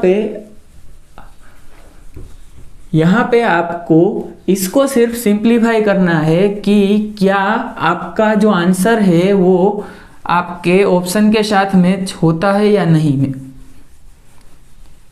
तो चलिए अभी देखते हैं कि देखो यहाँ पे अगर हम डेगर करें तो क्या आ जाएगा। फर्स्ट px x² है उसका डेगर प्लस x² px है उसका डेगर, क्लियर, डिवाइडेड बाय 2। अब यहाँ पे लिख देते हैं कि which is equal to minus iota. अगर यहाँ पे px x² का डेगर लेना है हमें, तो यहाँ पे ये जो हमारा जो px x² है वो पलट जाएगा, x² पहले आ जाएगा और px बाद में आ जाएगा। मतलब कि यहाँ पे x² डेगर px डेगर, x² यहाँ पे डेगर लेना है, मतलब कि x² px हो जाएगा। तो x² px plus px x² यहाँ पे हो जाएगा, सिर्फ आगे आ जाएगा, ये है पीछे चला जाएगा। तो देखो यहाँ पे जो बी ऑप्शन है उसमें आयोटा मल्टीप्लिकेशन में है और ये जो आंसर आपका आ रहा है वो इसके साथ मैच नहीं हो रहा है। मतलब कि यहाँ से A dagger is equal to minus A आ रहा है, मतलब कि A dagger is not equal to A. So not Hermitian, ये है वो हर्मिशियन नहीं होगा। तो हर्मिशियन है, अभी आपको पता है कि ए ऑप्शन है वो सही है, लेकिन हमें पता है कि अगर हम मूवी देखने जा रहे हैं तो विलन है वो मर जाएगा, लेकिन हीरो है वो नहीं मरेगा। तो हीरो है वो अगर नहीं मरेगा, तो आपको पता ही है कि हीरो नहीं मरता है मूवी में, फिर भी आप मूवी देखने जाते हो, तो हम यहाँ पे हमें पता है कि ए आंसर है, तो फिर भी हम उसे चेक करेंगे। देखो हमारा आंसर ए है, तो देखते हैं कि यहाँ पे आयोटा,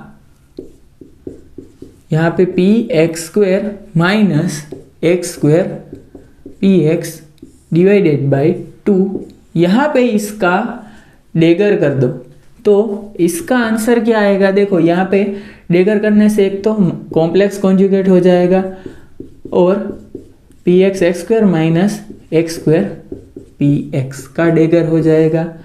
यहाँ पे हमें पता है कि अगर डेगर करना है तो पी एक्स एक्स स्क्वेयर है उसका भी डेगर होगा, और minus x square P x है उसका भी डेगर होगा, डिवाइडेड बाई 2, और माइनस आयोटा अगर यहाँ पे डेगर होगा, मतलब कि ये जो इसका जो नंबर है, मतलब कि ये पहला है ये दूसरा है, तो ये पहले आ जाएगा, वो पलट जाएंगे।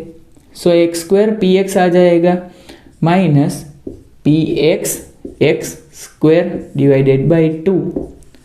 तो देखो अगर यहाँ पे ये माइनस साइन है वो मल्टीप्लाई करवा दूँ, तो ये आयोटा, ये माइनस से अंदर मल्टीप्लाई होगा तो क्या हो जाएगा, देखो ये माइनस हो गया, ये प्लस आ जाएगा, तो ये प्लस वाला पहले लिख देते हैं, P x x square minus x square P x divided by 2। Clear. तो देखो यहाँ पे आयोटा है, हाँ आयोटा है, और यहाँ पे क्या है पी एक्स एक्स स्क्वेयर, तो यहाँ पे भी वो है, यहाँ पे माइनस है, यहाँ पे माइनस है, एक्स स्क्वेयर है, पी एक्स है, एक्स स्क्वेयर है, पी एक्स है, यहाँ पे डिवाइडेड बाई 2 है। ओके, अब ये मत बोलना कि यहाँ पे स्क्वायर ब्रैकेट है और यहाँ पे आपने स्मॉल ब्रैकेट किए हुए हैं, सो आपका आंसर है वो सेम ही आ रहा है। तो यहाँ पे ए ऑप्शन है वो आपको करेक्ट ऑप्शन है, वो टिक कर सकते हैं। गेट एग्जामिनेशन का क्वेश्चन था ये। तो ऐसे देखो गेट एग्जामिनेशन के क्वेश्चन से वो आपको ये याद रखने हैं कि किस तरह के रिजल्ट में आपको हर्मिशियन मिल रहा है। तो आयोटा मल्टीप्लाई है और बीच में माइनस साइन है, तो वो आपका ऑप्शन है वो हो सकता है, मतलब कि आपको कैलकुलेट तो करना ही होगा।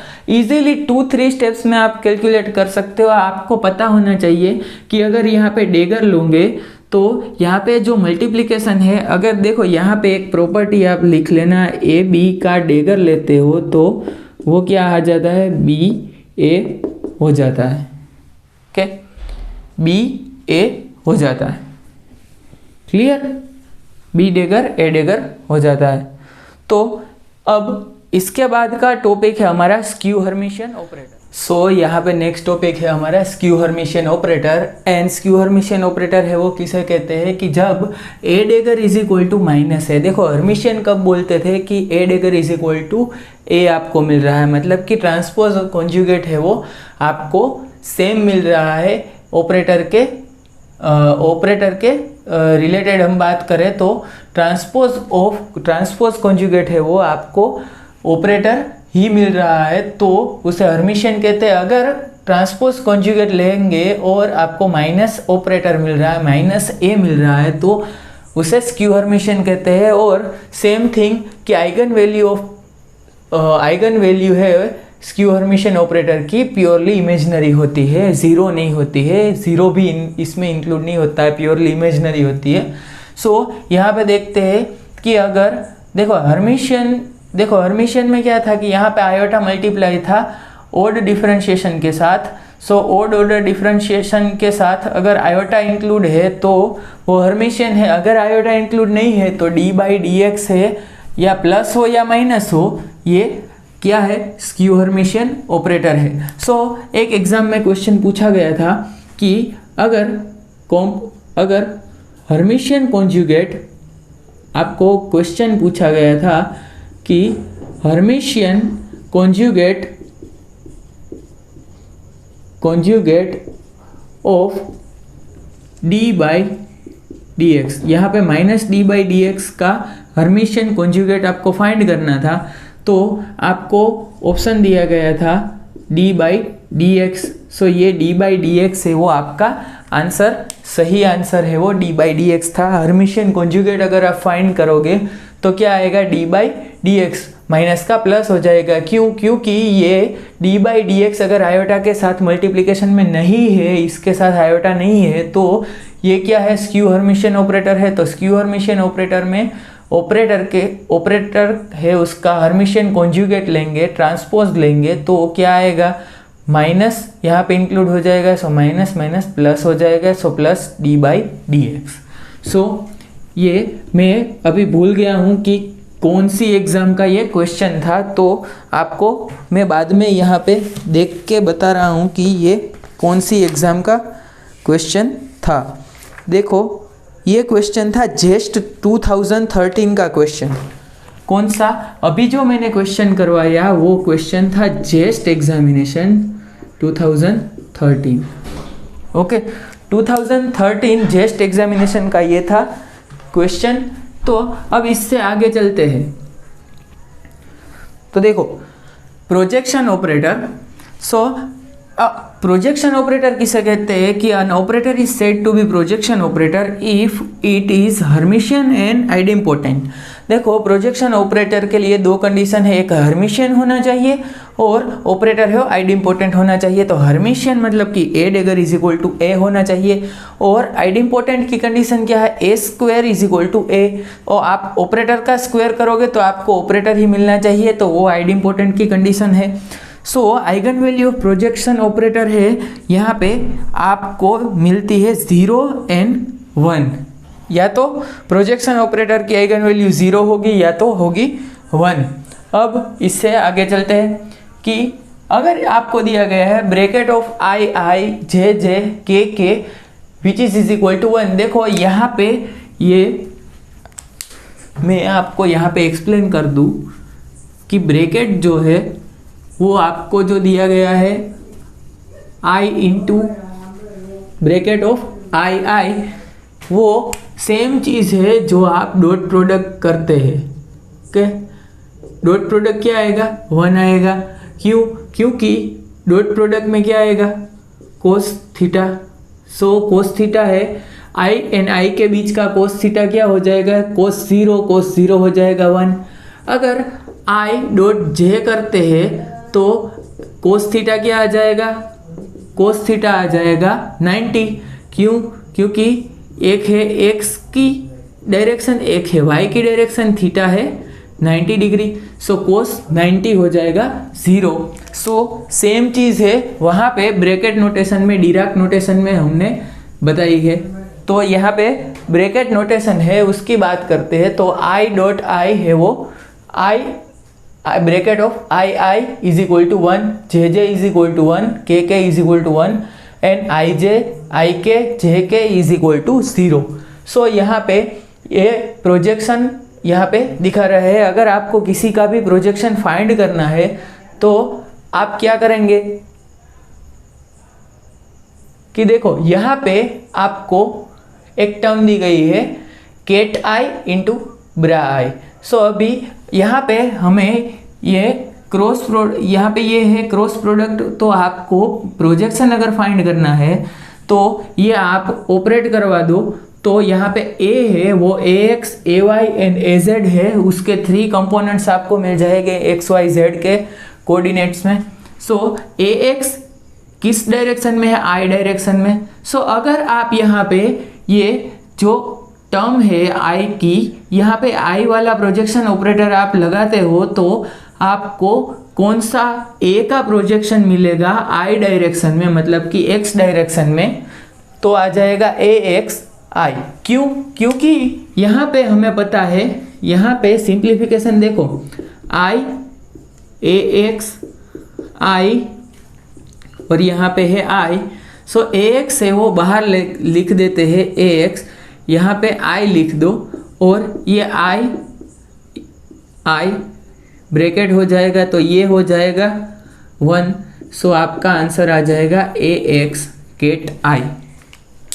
सो AX गेट I है वो आपका आंसर है, आ जाएगा। सो यहाँ पे सेम थिंग होगी, यहाँ पे आप बीच में एक स्टेप इंक्लूड कर दो जहाँ पे आई जे ब्रैकेट है वो इंक्लूड कर दो, AY को बाहर लिख दो, यहाँ पे AZ को बाहर लिख दो, I के ब्रैकेट इंक्लूड कर दो। सो IJ है वो 0 हो जाएगा और IK है वो भी 0 हो जाएगा। क्लियर? अभी देखो कि sum of to projection operator, मतलब कि अगर दो प्रोजेक्शन ऑपरेटर दिए गए हैं उसका सम करते हैं तो वो सम क्या प्रोजेक्शन ऑपरेटर के तरीके से बिहेव करता है कि नहीं करता है। तो यहाँ पे देखते हैं कि पहले कंडीशन क्या है कि A dagger is equal to A, so A1 dagger is equal to A1 and A2 dagger is equal to A2। ये हो गया हर्मिशियन की कंडीशन। तो सम है वो क्या हर्मिशियन है, सो A1 प्लस A2 उसका डेगर लेते हैं तो ये A1 डेगर प्लस A2 डेगर, मतलब कि ये सम है वो हर्मिशियन है। और यहाँ पे आइडेंटिपोटेंट की बात करते हैं A1 square plus A2 square is equal to A1 plus A2।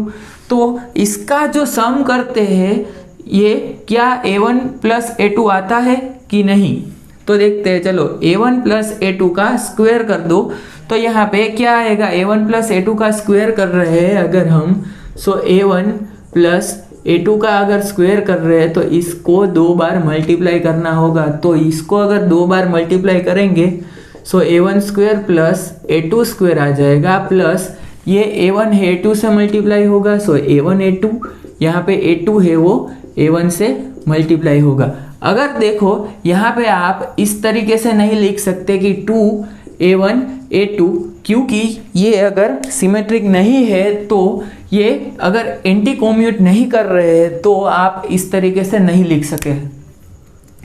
सो यहाँ पे एक स्टेटमेंट लिख दिया है कि sum of projection operator is not projection operator, मतलब कि यहाँ पे 2 टर्म से एक्स्ट्रा आ रही है। देखो A1 square plus A2 square की जगह पे आप लिख सकते हैं A1 प्लस A2, क्यों?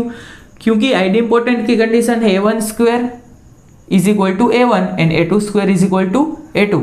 तो आप लिख सकते हैं कि ये 2 टर्म आ रही है लेकिन ये 2 एक्स्ट्रा टर्म आ रही है, तो इसके लिए एक अलग से कंडीशन लिखते हैं कि sum of projection operator is projection operator only if operator anti commute each other. Anti commute मतलब क्या, देखो एंटी कॉम्यूट मतलब कि A1 A2, यहाँ पे आपको ये एंटी कॉम्यूटेटर ब्रैकेट दिया गया है तो A1 A2 plus A2 A1 ये एंटी कॉम्यूटेटर रिलेशन है। अगर ये 0 होता है तो एंटी कॉम्यूट करते हैं। तो अगर ये एंटी कॉम्यूट कर रहे हैं इसको एंटी कॉम्यूट करना कहते हैं।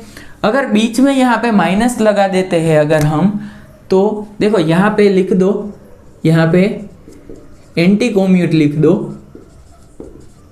और कॉम्यूट मतलब कि यहाँ पे A1 A2 minus A2 A1 is equal to 0, ये कॉम्यूट करना बोलते हैं, ये एंटी कॉम्यूट करना बोलते हैं। सो यहाँ पे अगर एंटी कॉम्यूट कर रहे हैं तो ये जो टर्म है वो 0 हो जाएगी, मतलब कि ये A1 प्लस A2 आ जाएगा, मतलब कि sum of projection operator is projection operator only if operator anti commute each other. Clear? So इससे आगे चलते हैं और देखते हैं कि देखो यहाँ पे मल्टीप्लिकेशन के लिए भी एक स्टेटमेंट लिख दो कि sum of multiplication of projection operator is projection operator only if it orthogonal to each other. Okay, यहाँ पे मल्टीप्लिकेशन की कंडीशन क्या है, multiplication of projection operator is projection operator only if it orthogonal to each other. यहाँ पे orthogonality condition है वो हम बाद में देख लेंगे, यहाँ पे सिर्फ वर्बली स्टेटमेंट बता रहा हूँ, ये आपके इतना काम नहीं आने वाला है। अब इससे आगे चलते हैं कि यहाँ पे ये मिटा देते हैं, स्क्यू हर्मिशियन ऑपरेटर है वो नहीं हमें अभी पढ़ना है, आपने पढ़ लिया है। सो यहाँ पे singular operator.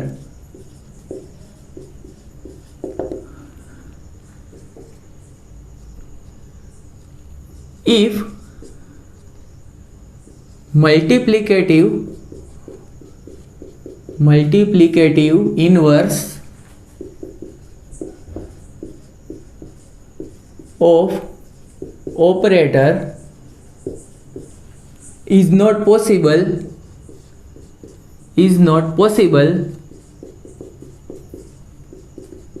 then it is called singular operator।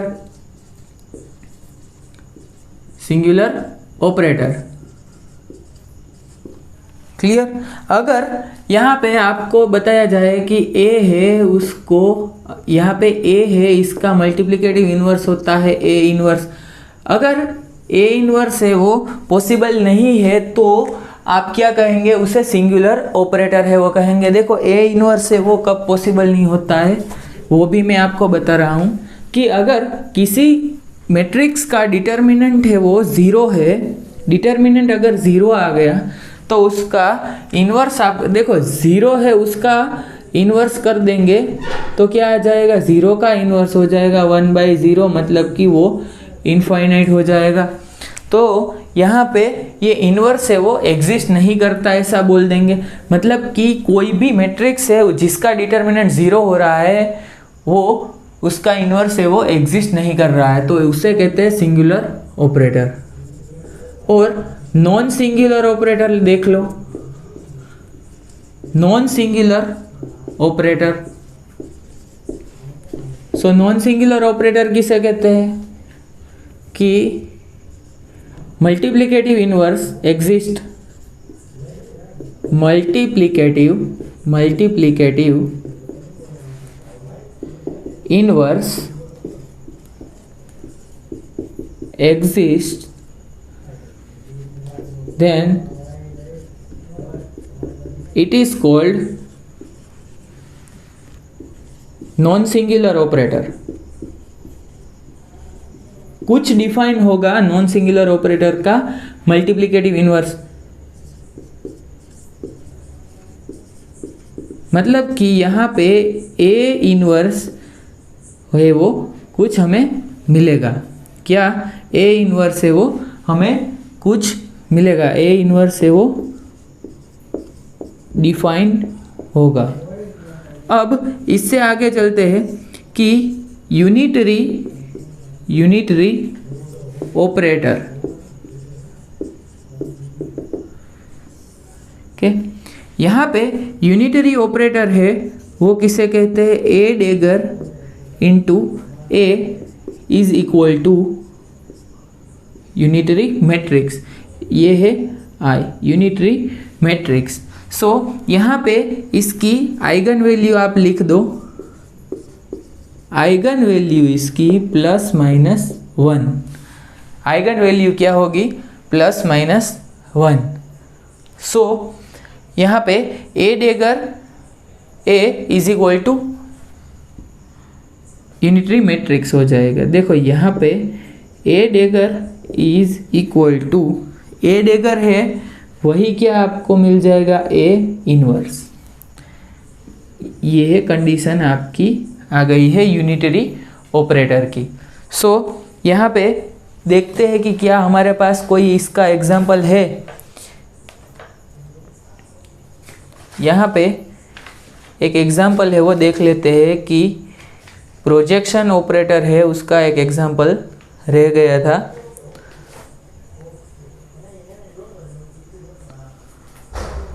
तो देखो यहाँ पे ये यूनिटरी ऑपरेटर ख़त्म हो जाता है और इसके बाद का जो टॉपिक है वो कोम्यूटेटर एल्जिब्रा है। लेकिन कोम्यूटेटर एल्जिब्रा है वो हम करेंगे नेक्स्ट लेक्चर में। एक जो लास्ट ये लेक्चर है उसका, ये लेक्चर बहुत लंबा हो गया है, तो लेक्चर का लास्ट एग्जाम्पल है वो एक देख लो, साई इज प्रोजेक्शन ऑपरेटर और नॉट। ये प्रोजेक्शन ऑपरेटर है कि नहीं है, सो यहाँ पे प्रोजेक्शन ऑपरेटर में ये ए डेगर इज इक्वल टू ए होगा और ए स्क्वायर इज इक्वल टू ए हो जाएगा। तो प्रोजेक्शन ऑपरेटर है कि नहीं ये हमें चेक करना है। तो यहाँ पे साई इसका डेगर लेते हैं तो हमें पता है क्या हो जाएगा, इसका डेगर क्या हो जाएगा। देखो ये पहले आ जाएगा साई डेगर एंड यहाँ पे साई डेगर। मैंने बोला था कि जो पोजीशन है वो चेंज हो जाएगी। अब इसका डेगर लेते हैं तो ब्रा का डेगर लेंगे तो क्या आ जाएगा, केट साई आ जाएगा, और केट साई का डेगर लेंगे तो ब्रा साई आ जाएगा। मतलब कि यहाँ पे बात करें तो क्या सेम ही ऑपरेटर आ रहा है आपको। तो ये हर्मिशियन है, ये हमने हर्मिशियन ऑपरेटर में भी बोला था, ये हर्मिशियन है। ओके, तो अब आती है आइडेम्पोटेंट की कंडीशन। तो आइडेम्पोटेंट के लिए ए स्क्वायर इज इक्वल टू ए होना चाहिए। मतलब कि साई स्क्वायर आपको अगर करना है तो मतलब इसको सेम चीज़ है, वो सेम ऑपरेटर है, वो मल्टीप्लाई करना है। तो यहाँ पे अगर आप मल्टीप्लाई करेंगे तो क्या आ जाएगा, साई यहाँ से साई, यहाँ से साई और यहाँ से साई। सो यहाँ पे देखो, यहाँ पे है केट साई, यहाँ पे ब्रैकेट ऑफ साई हो गया, यहाँ पे ब्रा साई हो गया। सो आपको पता है कि साई है वो नॉर्मलाइज है। अगर if psi is normalized to unity,